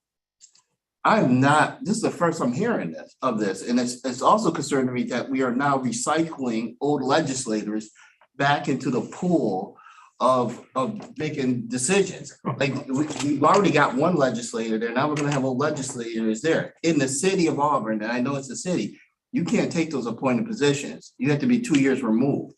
These people are fresh out of this legislative body into that pool. And, I'm just wondering, and now I know the person being appointed, but I'm wondering why you guys are advocating for this Democrat when we already put up a Democrat. Like we had Melanie Johnson come here and everybody seemed to be okay with it, but from what I was told was that that we could appoint her and the decision was already made. It was too late. Well, we talked about her last year, we talked about this year, and this time we got almost blindsided by a Democrat chose by another party. I think that there's absolutely no way I would support this and. That's certainly your prerogative, Brian. Just a minute, Chris. Does everybody know why another person was picked for this? Can anybody tell me why Todd was not picked? Because I can. I think you all know. Todd resigned. He told Bruce he was going to resign and he didn't want to run because of whatever reason. And that's exactly what we were told, that he did not want to run again. Then a month later, he changed his mind. If he hadn't have done that, he would still be on this ticket, I guarantee you. But that's the reason. Did he get a formal letter of resignation? Doesn't have to. He Who told, did he call though? Sorry? yeah, he does. The table's on the floor. Yeah, motion, there's point, Mr. Chair, point of order. There's a motion and a second on the table. And there was a discussion. No, we have to vote on the second to table. I call the question.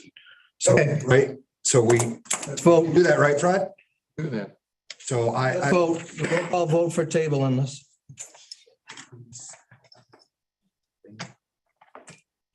I'm voting yes, because I just want to know who he called. If he didn't send a letter, who did he call in this room Doesn't have to call anybody in this room, who did Brian. he tell? I'm not saying who he told. I was I'm told, questioning if he even told anybody. well, he did. Is Who did he it point call? of order? He did. Wait, That's all I need to tell you. we vote, Jim This Vasile, is sketchy. No. This is sketchy. Andy Dennison, yes. Lydia Patty Ruffini, Yes. Yes is the table. Is that what we're saying? Yes, yes, it's to the table. table. thank you. Chris Petrus, Yeah. Aileen McDab Coleman, Yes. Bob Shay, Yes. Hans Petcher, No. Mark Strong, No. Heidi Nightingale, Yes. Elaine Daly, Yes. Mr. Carroll, Christina Clarko, Yes. Brian Muldrow, Absolutely, yes. Table it. Big Gould. No. Okay, tables is passed. Yes. Okay, anything further to come before the meeting? Motion to adjourn. Second? I'll second. All in favor? Aye. Adjourn. No. No, we had the. Very small without radio.